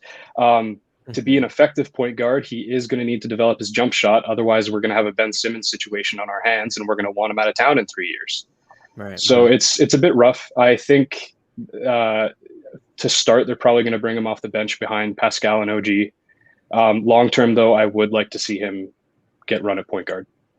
I don't know about you guys have the same opinion about him, but that the Pascal Siakam, this draft pick and how it relates to Pascal Siakam, I think is what makes me, I don't want to say dislike the pick, but just makes me a little bit weary and worried, to be honest, because I genuinely still feel like Pascal Siakam is still that all NBA type player. Maybe not second team. I mean, the talent in the NBA is absolutely nuts right now. So, but in Pascal's case, it's just tough because something just happened. The Spurs are about to make a wild pick at number 12. Sorry to interrupt you. No. That's exactly what you're bring you guys. Josh Primo. They're going to take Josh Primo. The Canadian. At 12. Canadian. The Canadian kid who, for most of the draft cycle, has been mocked as a late first, early second rounder. They are taking 30. him at 12. Well, I think it's funny that people were like, why wouldn't they trade back to Orlando if they were going to take Barnes? It's like, first of all, it's one pick. There's not a whole lot of value from 4 to 5. And second of all, how do we know Orlando valued Suggs over Barnes? Like, we just don't know the reality of that. Maybe they were upset that the Raptors took Barnes. Exactly. Yeah. I think a lot of people were just of the opinion that Suggs was like 4 on everybody's board. And the fact that the Raptors didn't take him, they should have traded down and taken Barnes instead. But I don't see it that way. I feel like I wouldn't be shocked if if OKC and Orlando or one of those teams had Barnes higher on their big board than people thought. And we kind of heard that leading in that apparently a bunch of teams had Scotty higher than Suggs on their boards. I would have, if we did like Scotty, I would have liked to see us trade back, because then, we would have got an asset and we would have ended up with Suggs or Barnes anyway. But do you think maybe Brendan or even Aiden, do you guys think this was a situation where a lot of the top, I want to say 8 teams were okay with 2 or 3 players, which is why you didn't see any trade downs? You didn't see the Raptors move down. The Raptors have been even sometimes mocked to move to 5 or 6 and still get a Scotty Barnes or a Suggs or whatever it is. Do you think that maybe because of these teams loved Scotty Barnes, Jalen Suggs, even Josh Giddey, Kuminga, do you think that's why maybe teams weren't moving down? Just the overall love they had for the prospects and them not zeroing in on just one guy? Go ahead, Brendan. I'll ask Aiden. Okay. Brendan. Sure. We don't know the team's big boards. I think that, going off what I said earlier, a lot of teams had Barnes above Suggs. So I'm sure, there was that kind of overlap maybe it was viewed as a 3-team draft for most of the teams selecting, as opposed to a 4-player draft that was viewed by us. So Cade, Mobley, Green, and then after that, it was kind of a glut of players, maybe Barnes, Suggs, Kuminga, Giddey, I guess. Giddey, yeah. So it's, I guess, if we kind of viewed it like that tier, then I could see it. I don't agree, but that would make a lot of sense as to why maybe we couldn't get a deal done to move down. I don't know if Aiden has similar thoughts. Yeah, I'm a little bit confused. I would have thought Masai would have leveraged it, but I think we came in the draft kind of focused in on the top 3, but for a long time it was 5 or 6, and so I just think the players that were available were prized by a lot of teams, and like you said, it's kind of you fall into a default pick if you don't get exactly the guy you want, and so I think teams were comfortable kind of sitting where they were. Yeah. I think, with Orlando, I think if I were to guess, the reason it would have been hard to make a trade is that, I mean, they were projected to take Barnes for a very long time. So they were probably just going to sit flat either way, right? And be happy with Suggs or Barnes. So it's hard to trade to a team that is happy with either of those players. But I want to go back to Brendan. You asked, like, what do you guys think about where Barnes fits in? And my thing the reason I'm asking everyone is because I don't understand it. Like, I don't know if he can play point guard for the Raptors, or if he can be a 5 for the Raptors, or if he's just a backup wing for the Raptors, right? Because the only way he's starting or finishing games is if he can be either a point guard or kind of small ball 5/ with OG and Pascal. Those 3 can play together. Because, if he can't do one of those 2 things, then I don't see the path for a couple years where he's, starting or finishing games. So that's why I'm asking. I think that cuts both ways, though, right? Like, you have this multifaceted player that you can plug into so many different situations, and the Raptors have shown that they prize versatility more than a lot of other things. So that's for sure. I mean, it does all come back to what's the projection on time, like how long is this going to take? But in the meantime, I think there are skills, namely defensively and a little bit of ball handling, that he can fill in until he becomes the player that Masai or Bobby really think he's going to become. Yeah. The thing with versatility is I wonder if there are diminishing returns to it. And I've never wondered that until now, but now is officially the Raptors have to they've hit a point where it's like, you got a lot of very versatile wings. Who scores in the final 2 minutes of a game, right? Yeah. It's like, that's the question. That's another issue I have with the pick, because sure, we can take a bet on Scottie Barnes' upside as a scorer, but it is going to be years before he's capable of doing that, after his rookie contract type of development. And for me, another thing that we were talking about before is, time and where does this fit? And I think that's another thing that's got me confused is the direction of this franchise, because Scottie Barnes feels very much like a rebuilding pick to me, just due to how long he's going to take to reach his potential. If you think he's going to be the best player in 5 years, fine, I'll let you have that, because he very well could be. But to me, it's very much of a we want to maximize that timeline, and to me that involves moving Pascal, kind of making Scottie Barnes the centerpiece, getting guys around him, and to me that points more towards a longer term rebuild than getting back into contention, which is what a Jalen Suggs pick would have, to me, pointed towards. They wanted to get a quality prospect, but also get back to winning right away. I gotta say, I feel like the same fans who wanted to blow it up and trade Siakam are probably the same fans that are mad about Scottie Barnes being drafted. That's what I was saying. Yeah, I think a lot of. I remember I was getting texts all over, who's this Siakam guy? What are we doing? And I mean, 2 years later, we know what Siakam became. So, and again, I hate to keep mentioning Pascal, because now it's really making me think that. I mean, Brendan's completely changed my view now, where I'm almost expecting Pascal to leave, and I'm not putting that obviously. It makes on you, the most Brendan, sense to me with this. It does make the most sense, yeah.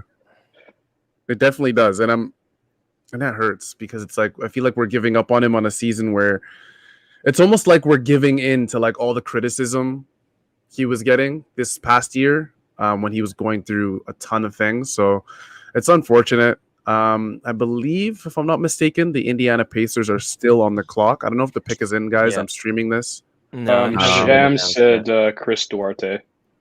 from Oregon. Okay. Yeah. I'm gonna That's name a bit some of a- guys.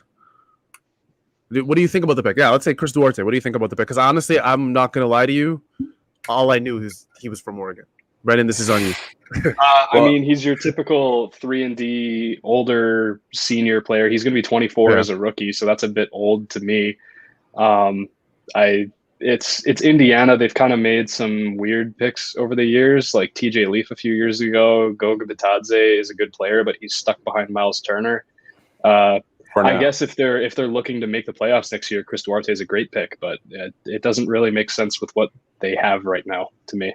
They are. They just paid. I just learned this. They paid Rick Carlisle $7 million a year to come coach them. So they're 100% going for it, and in that sense, it makes sense. Yeah, Rick Carlisle is not. He's not coaching a rebuilding team. I don't think he'd ever want to do that. Well, they don't really have that combo guard scorer off the bench really like that's going to give him that punch. So I think he can come in and kind of do that right away for them. Yeah, and that leads me to asking you guys really quickly. I'm looking at the ESPN big board of the guys remaining because now Golden State's on the clock. And I know Tennessee. Woj just tweeted who they're picking too. Man, that needs to be banned from the NBA. It's so annoying. Yeah, It's like two drafts going on at the same time. Wow, I hate it so much. But wow, Moody to Warriors, like that is a big steal, fall. man. Yeah, right. Wow, I like that. Oh a yeah, lot. you love Moody. Moody is awesome. Talk He about was the 7th on my board, and they're getting him at 14. He's going to be amazing. Yeah, Nice. so I was listening to the low post earlier, and they were saying how the Warriors were likely going to take one longer term prospect and one guy who can fit in right away. So can Moody come in and like give them good minutes right away? Absolutely. The great part about Moody is that he's a ready 3-and-D guy, and he's also got a high ceiling as a scoring prospect. So I love that pick for them. Yeah, they had a good And- night. and they man. got Kuminga Evan earlier. Kuminga and 14 Oh, I Moody forgot about is- that. Damn. Yeah. So they got the high upside guy in Kuminga, and they got a ready to play guy in Moody who can also be very good. The Warriors are killing this draft right now. Yeah, shout out to the Warriors. Keon Johnson from Tennessee still up. Jalen Johnson from Duke. Corey Kispert from Gonzaga. I'm surprised Kispert hasn't gone yet. I thought he would. Yeah, so am I. I thought he was going to New Orleans for sure. Brendan, what's the deal with Keon? I heard there's some like health stuff with him. I hadn't heard on the health stuff. Maybe something with his knee. Jumpers knee, maybe? The way that guy Yeah. flies out the building. I wouldn't be 48 surprised inches. if it was something with his knee just because of, how high he jumps and how often he jumps. It Yeah. could wear it down pretty quickly. Yeah. I know he's falling, though, because outside of jumping high, he didn't really impress at the combine and in his workouts. Yeah. So that would make sense as to why teams are kind of wary. He's probably going to fall to like late teens, early 20s is where I'd expect him to go. So we got the Pacers pick. We got the Warriors pick. The Wizards are after that, 15th overall. The new Wizards new are look just- Wizards. They can. I yeah. don't know. I mean, I they love can that draft trade for anyone. them. I do Man, too. But like that at this trade point, is great. because you're shedding a lot of salary, and I know it's Russell Westbrook, but like you're shedding a lot of salary. They took back some salary too, but I guess KCP is on an expiring now.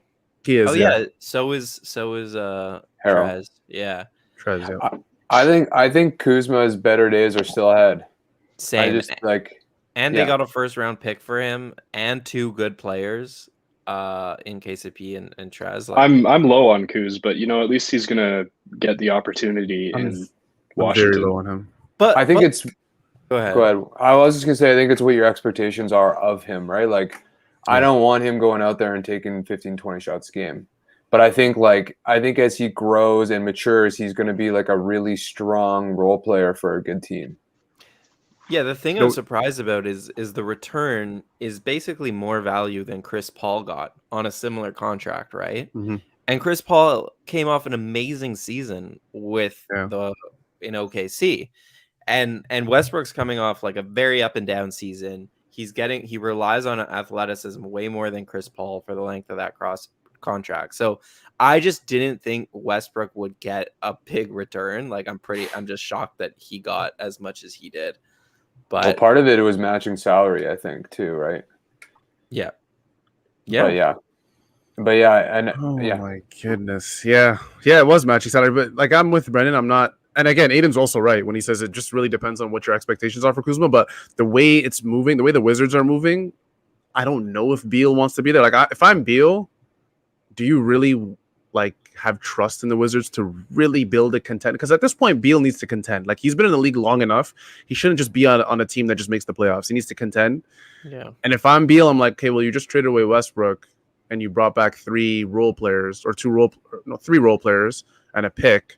It's like we're inching towards a rebuild, but I'm Bradley Beal, one of the best, if not the best shooting guard in the league. So I don't know. Kuzma might be that guy that has to take 20 shots next year, depending on what happens to Beal. He might just be. And if that happens... Well, Wizards just took Kispert, so at least they're getting somebody good from this draft. Okay, that's nice. I like Corey Kispert. I like that fit for them. I think Kispert's going to be pretty good. Speaking of versatility, they got lots of wings now. They do. Yeah. It's going to be a weird minutes situation in Washington. They got Avdia from last year, who still needs some work, but I think he can be good. I guess Rui's more of a 4, but still, he's trying to expand that game. I really like Rui. Me too. He's one of the best shooter, if not the best shooter in the country. He's super strong, 6'7", 220. And he has a really good touch. I actually really like his touch around the rim. He cuts really well. I remember I watched 4 or 5 Gonzaga games last year, and he was a really good cutter from what I saw. A really good off-ball player. Will take the shot when you need him to take the shot. Smart passer. He's efficient. I like Corey Kispert a lot. I was actually expecting to go in that 9 to 11 range rather than get picked here. Yeah.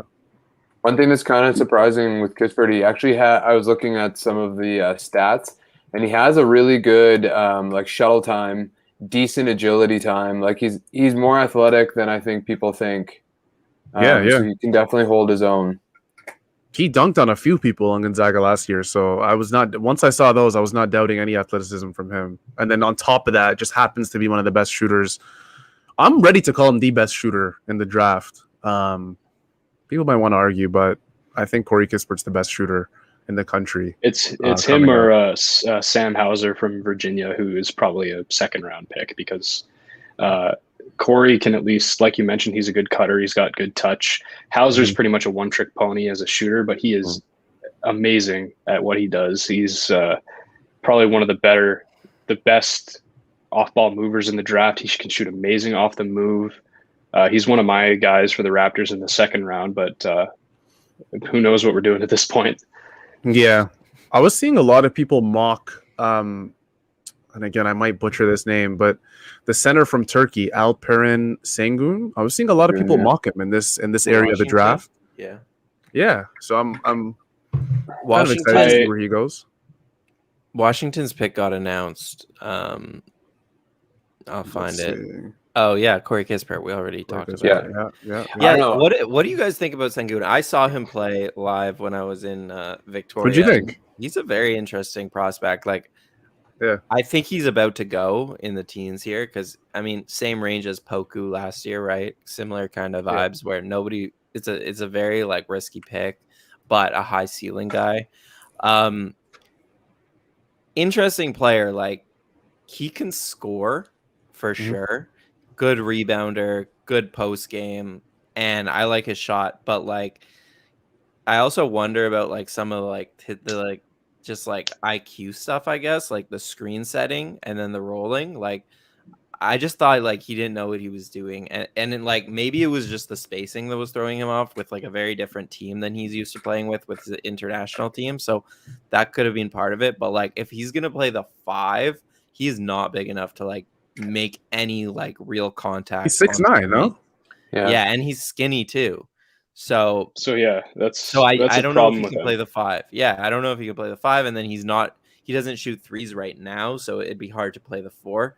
So he's interesting, but at the same time, he's like a very active player. You always know where he is on the court. Like, he's always making things happen, whether it's rebounding or getting his hands in passing lanes, or cutting or posting up. Like, he wants the ball posting up, but fit will be a big thing for sure for his play. I also saw him in Victoria, and that's really the only time I saw him. But my biggest concern was his foot speed. Like, he's just not a quick dude in any sense, and being that undersized, like, I know it's a Turkish comparative, but like, I felt like I was watching Enes Kanter in some ways, like which is a compliment in some ways because of the rebounding and the his footwork is great and his hands are really strong, but can't shoot, and just like, who's he gonna guard in the NBA? Because he's, like you said, he's undersized at the center, but I can't see him being out on the perimeter guarding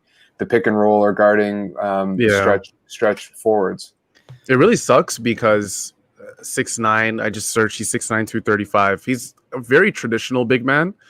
I watched a little bit of him in the qualifying tournament as well, where Oren was. By the way, if you didn't know already, I think we said in the first 5 minutes, but Oren was actually live at the Olympic qualifying tournament in Victoria, BC, so he was enjoying that. Aiden. Aiden was at that game too. Yeah. Oh, no way. Yeah, I saw Oren in the crowd, like, sneaking around. Did you? That's amazing. But yeah, I feel like if this guy came out 10 years ago, 15 years ago, people would be salivating. I read that he just turned 19. He's one of the youngest players in the draft. He just turned 19 4 days ago. 19. So, I mean, the NBA is going further and further away from traditional big men who love the back-to-the-basket game, the dominant interior scorers. But again, from what I read, he can create for his teammates a bit out of the post, and he's still super young, super moldable. So at this point, I think at this point in the draft, you're just throwing darts, right? Like, once you get to that 15 downwards, you're almost just throwing darts and hoping that, you get a gem in the draft.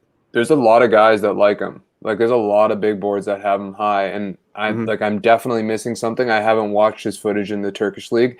Won MVP, so he's obviously got skills. And I've heard there's like a little bit of Jokic in him. I think that's what people are saying, is he's actually a great passer and he moves quite well. So yeah, and he didn't get those opportunities in the Turkish team, but so I can't say about that. But the reason he's so high, from what I understand, is like, one, MVP of the Turkish league is there's very little evidence of people who perform that well in Europe who go on to be NBA busts at that age.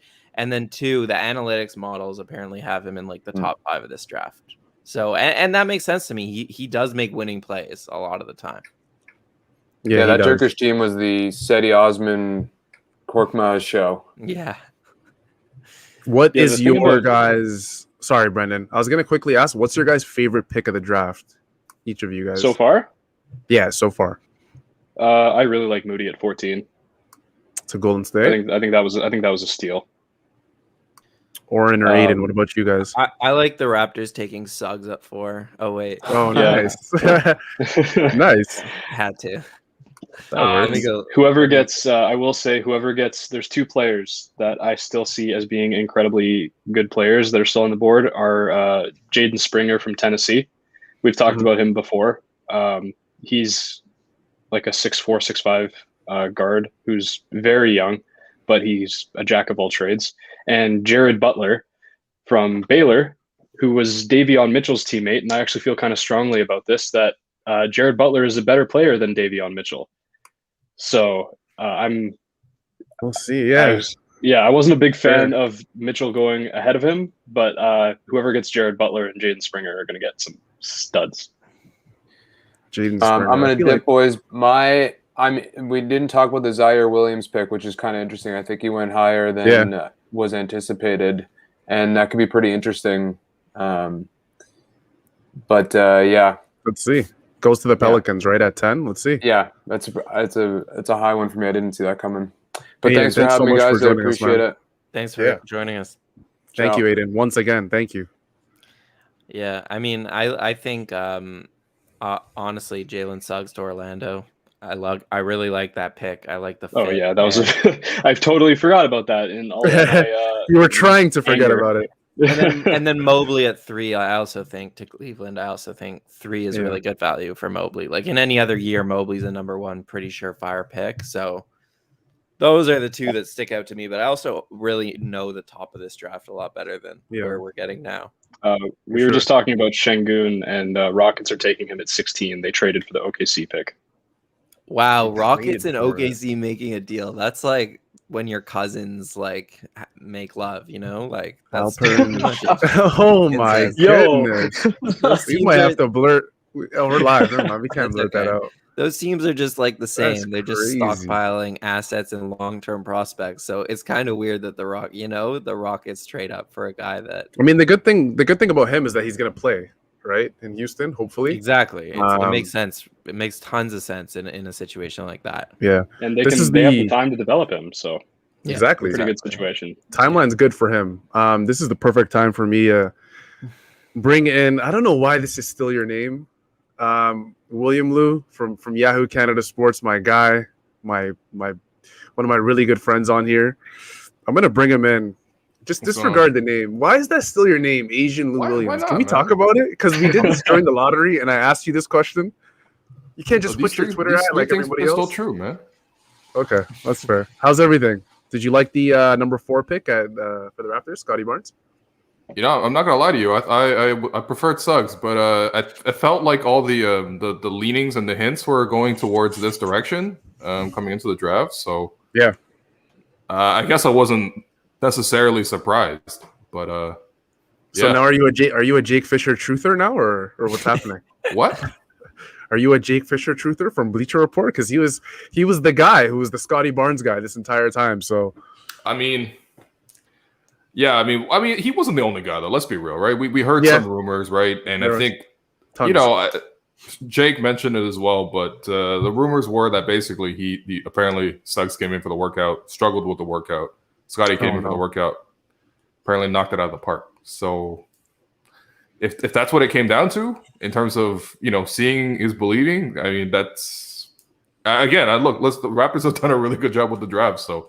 I wouldn't be surprised. And you know what? It's one of those things where like if you look into the history of the draft in terms of like, you go because there's mock drafts going back to like when they were in like, grade 11, grade 12, and then they go to college and stuff like that. Like it's not like Scotty Barnes is a nobody, right? Like this guy's literally he's not. He's been one of the most celebrated prospects that was featured on Team USA and stuff like that. So like it's and he's been ahead of Suggs. So I don't think it's like an out of nowhere pick. But I was still a little bit stunned. I'm not gonna lie. I think if you're looking at who's the better player right now, immediately, I think Suggs is better. But did y'all enjoy the Stanley Johnson experience? I'm kidding, but it's not like that many levels currently. Well, okay, let me ask you this right now, 1-on-1. Who's winning? Stanley Johnson versus Scotty Barnes? The final score is going to be 0-0. Okay. Yeah. I'll take it Stanley depends. Johnson. It depends on what. Stanley, put him on an OVO court, and it's 11-0 Stanley. Okay, yeah, that's put him on an OVO basketball court, and Scotty does not stand a chance. Yeah, honestly, though, man, both definitely believe in themselves. Like, we know that. They both have good vibes, both willing to defend, play multiple positions. Come on. Yeah, that's what I'm talking about. I will say though, like if that is the reason that they took Barnes over Suggs, that would worry me a bit. If they're going like obviously I have full faith in this front office. I'll say that again, but if it's like a thing where it's just like one workout, and that's what's going to determine your draft pick, rather than like the college season that Suggs just had. Because like everyone has recency bias, and so if that's what it came down to, that would worry me a little bit, just because like, yeah, athleticism is one thing, but there's so much more to a 5-on-5 game, right? But I don't know if I'm a Jake Fisher truther, so I don't even know if I believe that. Yeah, I'm a little. Oh no, go ahead. No, go ahead, Brendan. Go ahead. I was gonna basically reiterate what Warren said. No, I forgot what I was gonna say, so you're good. Oh, okay, that works. Will, I want to ask you a question because I'm sure you've been watching the entire draft from start to finish. Yeah. And you can't answer Cade Cunningham. Who was your favorite pick outside, or I should just say favorite pick overall in the draft? Because I'm sure Scotty Barnes, you said you weren't expecting that. So who did you like the most in terms of like fit, or just a player you've been following? Who did you like the most? This is gonna hurt Raptor fans. I feel like Suggs to Orlando makes a lot of sense. They've consistently needed a creative point guard. Like they literally went. Jameer Nelson was fine. Jameer Nelson honestly was fine. But like they went from Jameer Nelson to DJ Augustine to like whatever the hell they had last year. I don't even know. Right? They had 1 year. Sahal was leading the team in assists. Stop, man! I don't look like Shelvin Mack. You were leading. You were leading the team in assists with 3.9 at the end of the season. 3.9. That was a depressing graphic. So no, I mean like for them, I'm happy they got Suggs because I think he fits the team. Like that team already has a lot of Scotty Barnes. You would say the Raptors have some Scotty Barnes as well, sure, but that team seemed primed to be a Scotty Barnes location, considering that's like the Orlando type. But no, they got a point guard, and it's good for them, man. So, but look, their point guard right now is it Markelle Fultz? It's kind of Fultz. It's kind of Cole Anthony, but Cole Anthony. It sucks. That's what I'm forgetting. It sucks now. Yeah. What were you gonna say? I felt like I cut you off though. Will, were you gonna say something? No. Look, listen. We got to stop this Scotty Barnes slander. Okay, first off, a couple of points I saw you on Scotty Barnes. Number one, okay, the physical attributes, you know what I mean? Like dominating the draft combine, if it just comes down to who can reach the top shelf, Scotty Barnes is going to be reaching the highest top shelf, okay? Two, he's Jamaican. Nice. He is? Yes. He fits right into Toronto. Fits right into Toronto already. Yeah. Right. Yep. 3, good vibes. And 4, look, the Raptors have a good development system. These are not like most convincing basketball arguments for a 4th overall pick. But again, you got to give them time. You got to give them a chance. I think he clearly comes in with a really positive attitude. He has, the body of a very successful NBA player. If he's going to work hard, and he seems like a really hard worker, the Raptors obviously got to know him in their draft process, seem to really vibe with his character as well. Then you just got to give them time. Like the Raptors have said repeatedly, they're drafting regardless of fit, right? So this doesn't necessarily say anything about what they're going to do. In fact, you know what? Kendrick Perkins saying right on media, just live on the air at the 4th pick that, oh man, this means Pascal's going to go because he doesn't like Nick Nurse or whatever. I'm like, yo, A, I don't know if that's true. And B, like, just, why are you saying that right now, bro? This is not about Pascal. This is about this kid's life in this moment. Why the hell are you bringing this up? That's so wrong. Unnecessary drama. To be honest, a little bit unprofessional, but whatever. Okay, it's literally Kendrick Perkins. So what why really is he expect? On the table? That like the other people at the table are so good at draft stuff, and then there's just Kendrick Perkins for the vibes, I guess. And he's just kills me. It's just upsetting that he didn't work. He hasn't deserved that spot at the draft night yet, but that's just my opinion. No. Well, I'll ask you this: same question I've asked everyone because I'm having a hard time figuring out. Like, where do you think Barnes fits into this team, either short term or long term? Like, do you think he's gonna have the ball in his hands and kind of play like a point forward, or do you maybe see him as more of like a big, or is he like a backup wing for now? I think first year he's going to backup wing. It depends. We'll see what happens with the roster, but even still, I don't think he's like right now next season starting caliber for a team that even let's say wants to go to the playoffs, right? Can he maybe like best case scenario, you can see like the OG Anunoby rookie season kind of trajectory for him. The one key there is OG shot like 37% from 3. It wasn't a high volume, but he did do that. He did play great defense. The Raptors had more creative offensive players at that time. They had a center in JV who could really score, obviously work pick and roll well. They had DeMar who could carry a high usage rate. They had Kyle who was, also quite good. And they had Fred and Pascal coming off the bench. So the second unit didn't really need creation. They didn't need OG to do anything, which is kind of like what I expect a little bit from Barnes this upcoming season. Again, like this doesn't sound that sexy, but like I think if he ends up playing like a backup role with this current skill set, unless there's been a substantial jump from when the Florida State season ended till now, which it could have happened, but unless that actually has happened, I think he's probably going to come in averaging like you should keep the expectations low in terms of production, like 6 points a game, something like that. It sounds unsexy, but I think it's probably more realistic than people would imagine. So, right. What about long term though? Yeah, long term it really depends on what they're going to who they're going to trade. And if they're going to trade anybody, right, which I think that's where the awkwardness fits. So you could say, well, maybe the Raptors try to play small with the 3 wings. Yeah, I think that's a temporary look that they can, go to, especially if all 3 guys develop some more shooting in general. Because otherwise, the goal of going small is you want to be really versatile defensively, which Pascal, OG, and Barnes would be able to accomplish. Offensively, that's very little shooting, and you might even say not enough creation between the three of those guys, especially in the absence of a really, really effective high volume creation guard, which I still don't think the team has. So it really depends. I mean, if this Pascal stuff is true, like, you know, if they'd look to move that, then maybe you see the fit or the path to the starting lineup spot being easier. But then again, it's Nick Nurse, man. He might literally play weird lineups. Like, you might actually just see like OG play the 2. You know what I mean? Like, in something like that where he supersizes the team. Again, I think that's more of a temporary matchup. That's more of like a situational tactic rather than you start with that. But you know, the Raptors are unpredictable right now. I can't tell you what they're going to do next, man. I wanted to ask you, Will, earlier on I was talking about how I think the best thing for Scotty's development is to get him reps at point. Do you think long-term that he could be a real option there? I mean, I think the skill set has to improve. Yeah. So I think he's obviously got to improve his shot to be successful in that role. Yeah. But I think ideally I would like to see him get a lot of runs at point. Yeah, I think so too, because I think that's, you know, maybe you put him on the Giannis trajectory and things like that. I think for guys to be successful in that sort of skill, well, I mean, I guess you can look at one of two things. Like, you can look at like maybe the Ben Simmons route and kind of like the Giannis route. I think with Giannis, he really developed obviously his body, right? So we'll see how much bigger Scotty Barnes can get. If you get really strong, really powerful, still have the handle and still have the flexibility that he has, then yeah, all of a sudden you can really just force your way into all these positions. Is it realistic that he's going to turn into like a pull-up three-point shooter with some sort of enough volume where teams start going over the screen or you know, to start trapping at the perimeter?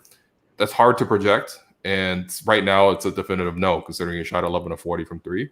But does he have other go-to moves? Can he get like a post game, for example? If he drives and the defense stops him and he's in that mid-post range area, is he going to be able to create something there, like let's say Pascal can do, for example? It's not necessarily just that he needs to develop a shot to like a point where it's unimaginable at the current moment. I think he just needs to develop a couple of go-to scoring moves, which is another thing with Scotty Barnes. Like, he doesn't really have like a go-to scoring move. Like, if you were going to run the Scotty Barnes play, I would say that's a tip out in transition and he goes in for a dunk. But that's not a play. Yeah. So that's true. Oren, I wanted to quickly ask you, because there's a lot of things going on right now. The draft is continuing. I know the NBA selected Terrence Clark from Kentucky, who tragically passed away in a car accident. First of all, I want to say rest in peace to him and all the power to his family. It was very sad and emotional watching his family there. But I think as we go along in the NBA draft, you start now to remember how I talked about the darts being thrown. I want to get your overall opinion from all three of you guys in who are your favorite late first round guys, early second round guys, because I think if the Raptors have shown anything, it's that if they believe in a player, they're going to take him. And the Raptors might be in a situation where they have to move up if they really love a player. I'll ask Brendan first. Brendan, who are the players you're looking at now that haven't been drafted that you want to see get drafted? I know Trey Murphy just got selected out of Virginia. Yep. And you mentioned Jared Butler as well, right? So Trey Murphy, great pick for New Orleans. He's going to fit that. We were talking about, I think Aiden mentioned that he wanted to see Corey Kispert go there. And I think Trey Murphy is going to fill a similar role, and he's going to do it very well. I had him like 14, 15 on my board. Jared Butler is going to be a steal for whoever gets him. I think he's the better prospect out of the two Baylor guards in this draft. Jaden Springer, I also mentioned from Tennessee. And if we kind of go where guys might go in the early second, I really like Kessler Edwards from Pepperdine. I've written about him. I know Blake Murphy's written about him. He's this long, I think he's 6'9", excellent defender, moves his feet extremely well. Great shooter. His form's a little weird, but it works. I think he shot close to 40% this year from 3. like he kind of jumps into it. I don't know. It's weird, but like I said, it works. Kessler Edwards is a guy to keep an eye on because if he's available at the Raptors pick, I would be clamoring, please take Kessler Edwards. Those three are the guys I'm keeping an eye on going forward, though. What about you guys? I don't really know second round picks, but from the guys that are still on the board and who could fall in the first round, like if the Raptors were to trade up, Kai Jones is a guy I really like. We obviously have the center spot is pretty open, and he could be like a long-term fix there. He moves extremely well for a center. You know, put him beside Scotty Barnes, and you got Nick Nurse's fever dream. And then obviously Jaden Springer is the other guy who we've talked about before, and if he's on the board, obviously a nice at the guard position. Yeah, those are the two I can think of. Yeah. Will, what about you? Did you like any of the late first round guys available? I see Usman Garuba from the Spaniard. He's also very good. I think he's playing for Spain as we speak, no? Right, yeah. The Olympics? Maybe. He is. I think he is. He's a player that's been talked about. Yeah. I don't know if he's getting playing time. But he's on the roster. Yeah. No, What did you say about Pau Gasol? The ghost of Pau Gasol? No. I mean, first off, he's completely washed now. But he's not washed enough to not play FIBA though. The thing is, like, the FIBA game allows the big to just like stand in the paint, and you're 7 feet. Like, you're probably gonna be like, he can still shoot a flat-footed jumper. Mm-hmm. No, it was like I turned on the TV at like 8 a.m. this morning, and I saw Pau Gasol versus Luis Scola. And I had to look up their age. They're both 41 years old, man. This is wild. Like, both guys on RRSP, man. They're like done the senior YMCA league. No, I'm really trying to recruit Luis Scola for the next Raps Republic 3-on-3 tournament. I feel like we could really do something. I feel like his connection with Toronto's still there. I like Luis Scola, man, and he looks totally different. Did you see his haircut? Great. I did. Yeah, he looked good. No more of this. Like, no more of that long hair. Yeah, he's in good shape. Exactly. Shout out to him. Yeah. Shout out to Luis Scola. Yeah, like I said, I'm a fan of Usman Garuba. He looks like he's super active around the rim. Mm-hmm. Athletic for his size. I know a lot of people are fans of Sharif Cooper from Auburn. Late in the draft. I like him to the Knicks. There's some other guys. Oh, you liked him to the Knicks? I really like Sharif Cooper's fit on the Knicks. I don't know if they'll go that route, but they need a guy who can whip the rock around, and Sharif can definitely do that. Yeah, Keon Johnson's still on the board. Again, I'm not looking at what Wojnarowski's really tweeting. I was gonna say, who's even available? Who hasn't been taken yet, man? I feel like you're disconnected. We're reaching that point of the draft now. I guess the names that stick out the most are Keon Johnson out of Tennessee and Jalen Johnson from Duke. What I wanted to do though is share this quote that came from Nick Nurse on Scotty Barnes. Yo, by the way, I skipped the Nick Nurse presser for you guys, man. So. Oh my goodness! Did you really? I know. You know, I love to ask Nick Nurse that teacher's pet question at the end of the press conference. So. I was hoping you would ask him questions. Yeah, well, that's crazy. Not this time. Not this time. Thanks, Sahal. Thanks, Oren. This is a tweet that I wanted to share from Stephen Longs, I should say, from Sportsnet. And this is a quote from Nick Nurse on Scotty Barnes' shooting stroke. He says, "Let's put it this way. His shot isn't broken. There are a few mechanical things we'll look at." I don't agree with that. Based on what we saw at Florida State, unless he's fixed it overnight in the offseason, I disagree.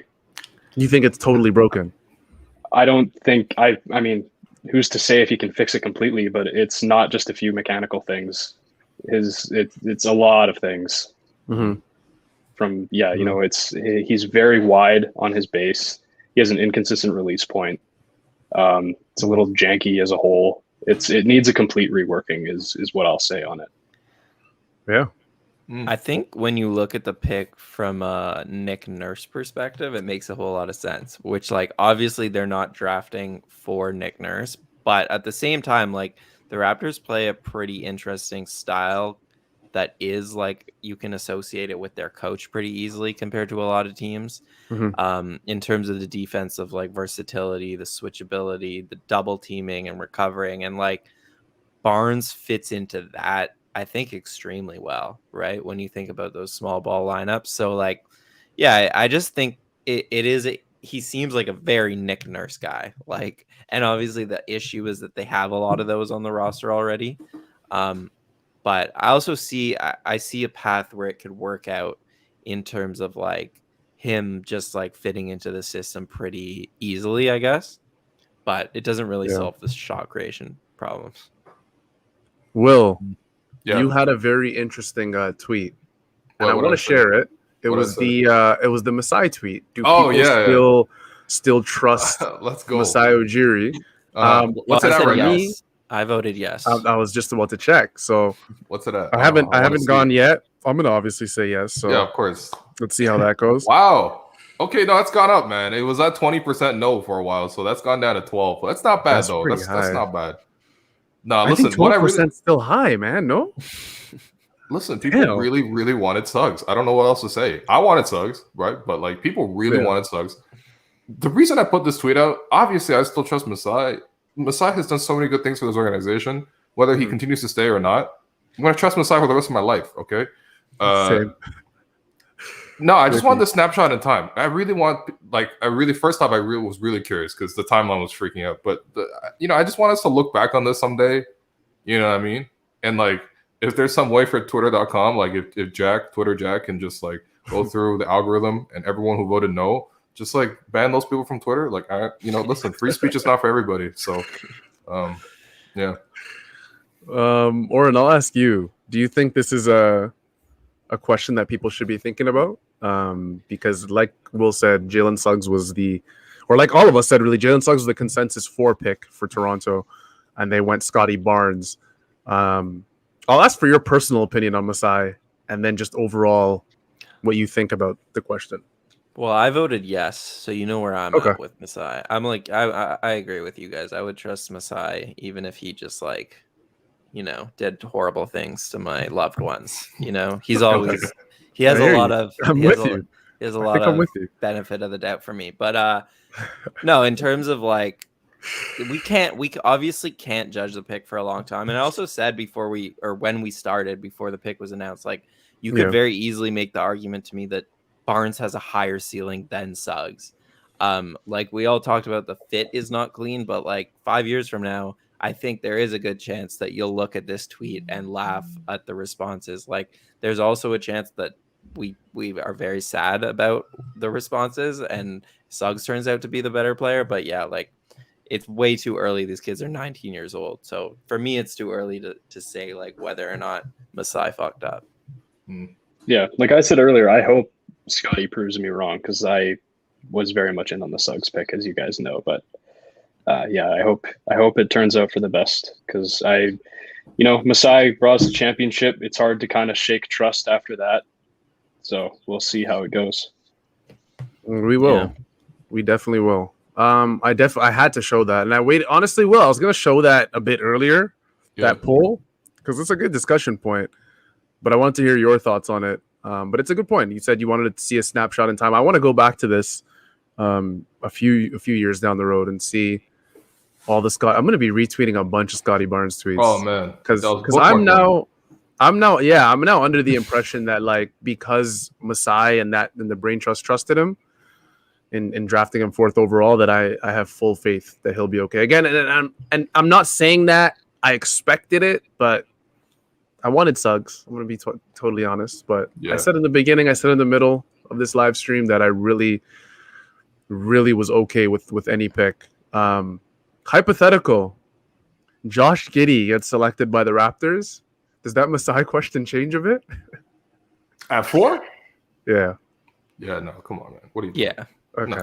You got to trade back in Okay. that situation. Like Barnes was mocked at 5 before this draft, pretty much all over. So Mhm. like while it was a surprise pick, it wasn't like none of us like freaked out. Like it was always a possibility, like we talked about. I feel like most people are on YouTube right now just going through the Scotty Barnes videos. Yo, watch the videos. It's not like the Raptors. We do didn't their pick a bad research. player. Scotty Barnes is going to be very good, but Yeah. so yeah. Yeah. I just think Suggs is going to be better. Yeah, and that's fair. Fair enough. That's totally fair. I guess one way the front office might have looked at this is sort of like which player is more rare. Like if Barnes got the 3-point shot down, and as a guy who's coming into the draft already 6'9", like you can maybe expect him to grow even a little bit more. I mean, obviously he's like 19, right? But like if he grew a little bit more, can maintain the handle, got some sort of go-to move down, or at least like, you know, drive, get stopped in the lane, a little hook. You can see him clearly getting the hook shot off him over most defenders, considering his wingspan 7'3", right? Like, so yeah, huge.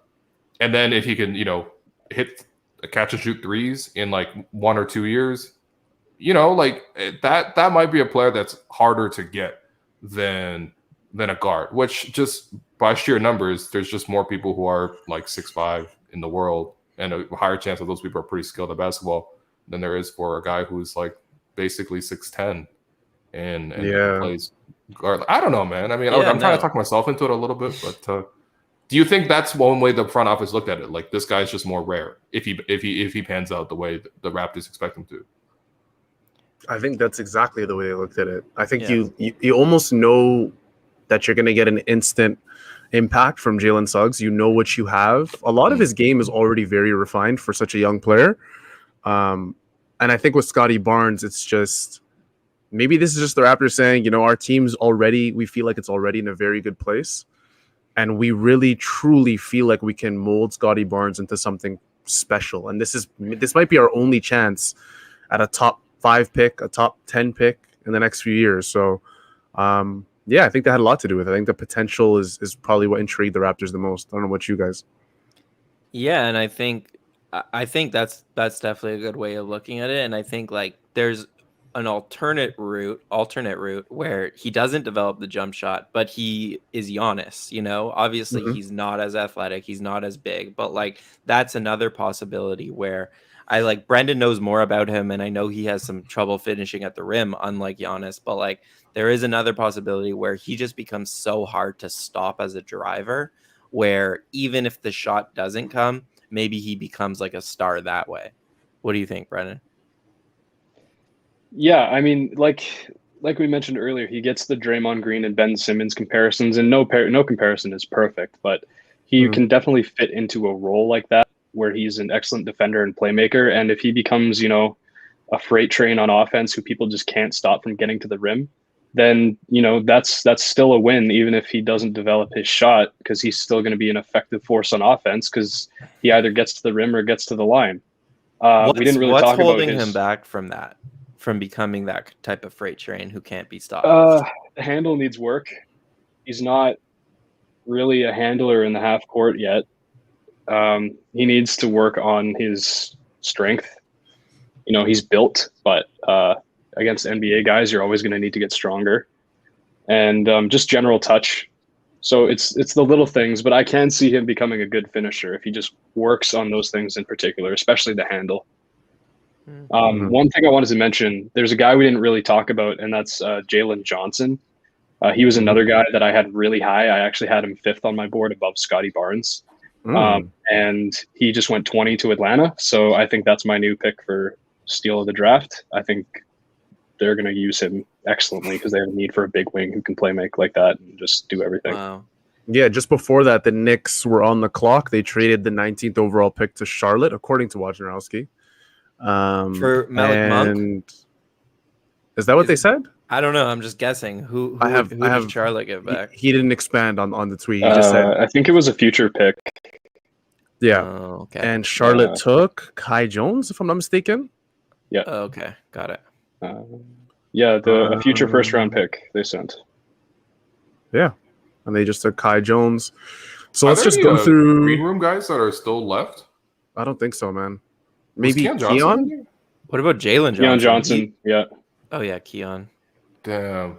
I Because think most they announced of him. those guys- They gave him the great intro too. They were like, "Oh man, he just broke the draft combine jumping record, 48 inches." Right? And he's Keon just sitting Johnson, there. and he's just chilling there. He got to I jump know. out of the green room right now. Those Man. are the saddest ones, man. Yeah. I hate that, man. It's What was so I that? sad. a hope couple we years don't ago? have like a Someone dropped all the Deontay way out. Davis situation. That was the one. Yeah, we took Pascal, and people got mad too. Remember, people were like, "Yo, Davis is right there. Scal was right there. Like, come on. Oh, Are you gonna people just were take this screaming. random That's long who it guy?" was.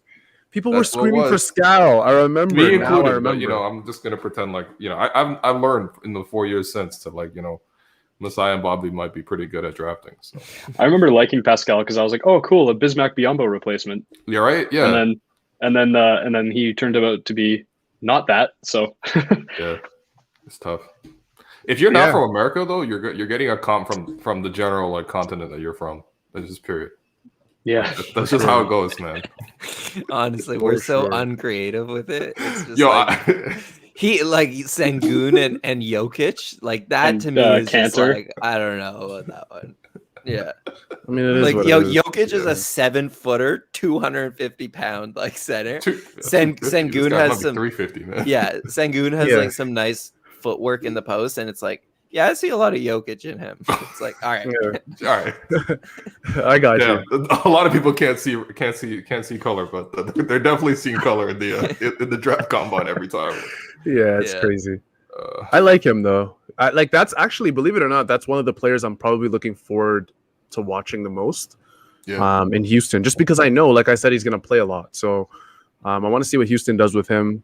It's definitely not going to start. I think Christian Wood is still there, so Okay. it'll be he fun. could play the 4 though. He's 6'9". that'll Yeah, be I keep forgetting interesting. he's 6'9". Yeah. It'll be interesting if they play Wood and Şengün beside each other. I think Together, that's right? an interesting fit. Yeah, They're just not going to play Okay. defense in Houston, but like there's some pretty good offensive talent. Like, you know, There I mean, is. hey, they're gonna be fun to watch. Yes, absolutely.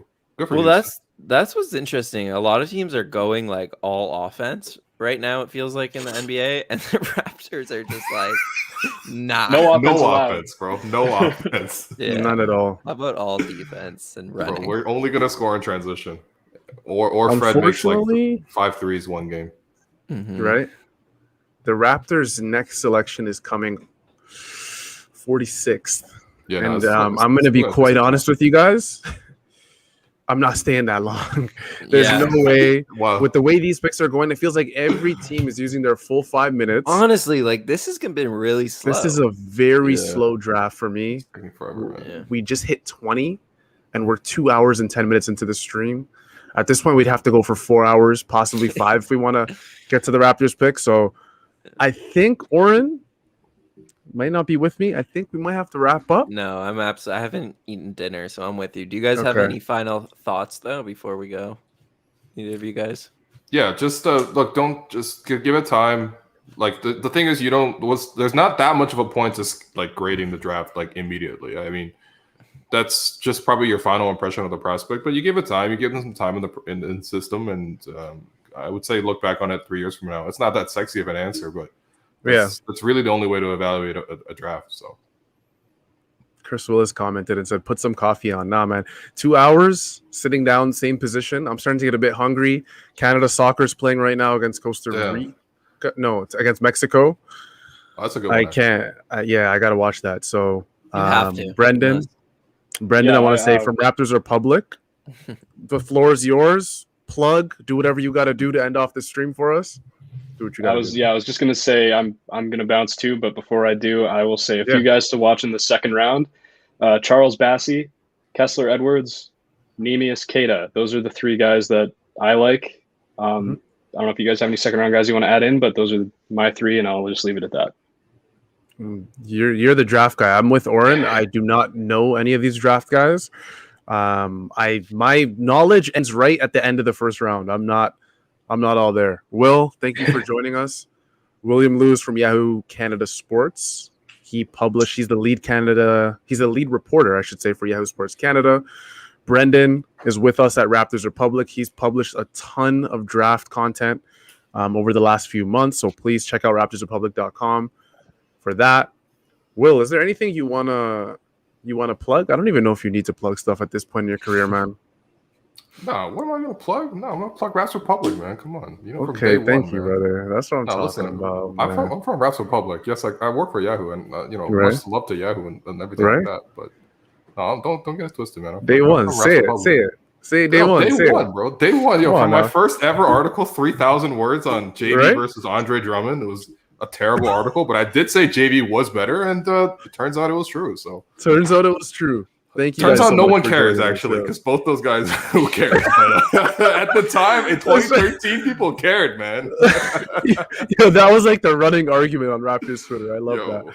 Yeah. So, Thank you guys both for joining us so much. Oren, of course, Oren's going to be here with me again. I don't know when we're doing this next. We might have to wait till the season starts, maybe preseason, Summer League. What to are you get a talking live about? stream going. Summer Oh yeah, we League, can do Summer League. Summer League in 2 weeks. Will, are you going to be in Are Las you Vegas? going? Yeah, No, I'm not going to the States, man. Not right now. Okay, I I'm hear you. trying to go. I applied today. Understandable. We'll see. Yeah. I would love. I like the States. I was there recently, and Yeah. it's just it's normal there.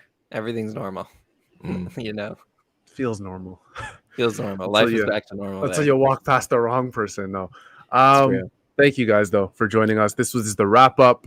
This was the NBA Draft Live special with who did we have on? Aiden Moss from Raptors Republic, Kyle Brickman from Raptors Republic, Brendan, Will Liu. Manny. Who am I forgetting? We had Manny Rao here from Raptors Republic. Honestly, I wasn't expecting this many people, and I thought we were going solo on this one. Worked out perfectly. Brendan dropped some dimes. Will Liu was here with us for, I don't even know how long. I haven't been looking at the time, maybe 20, 30 minutes. Thank you guys for your time. I appreciate you guys, and that will do it for us. Thanks, guys. Thanks. Thank guys. you.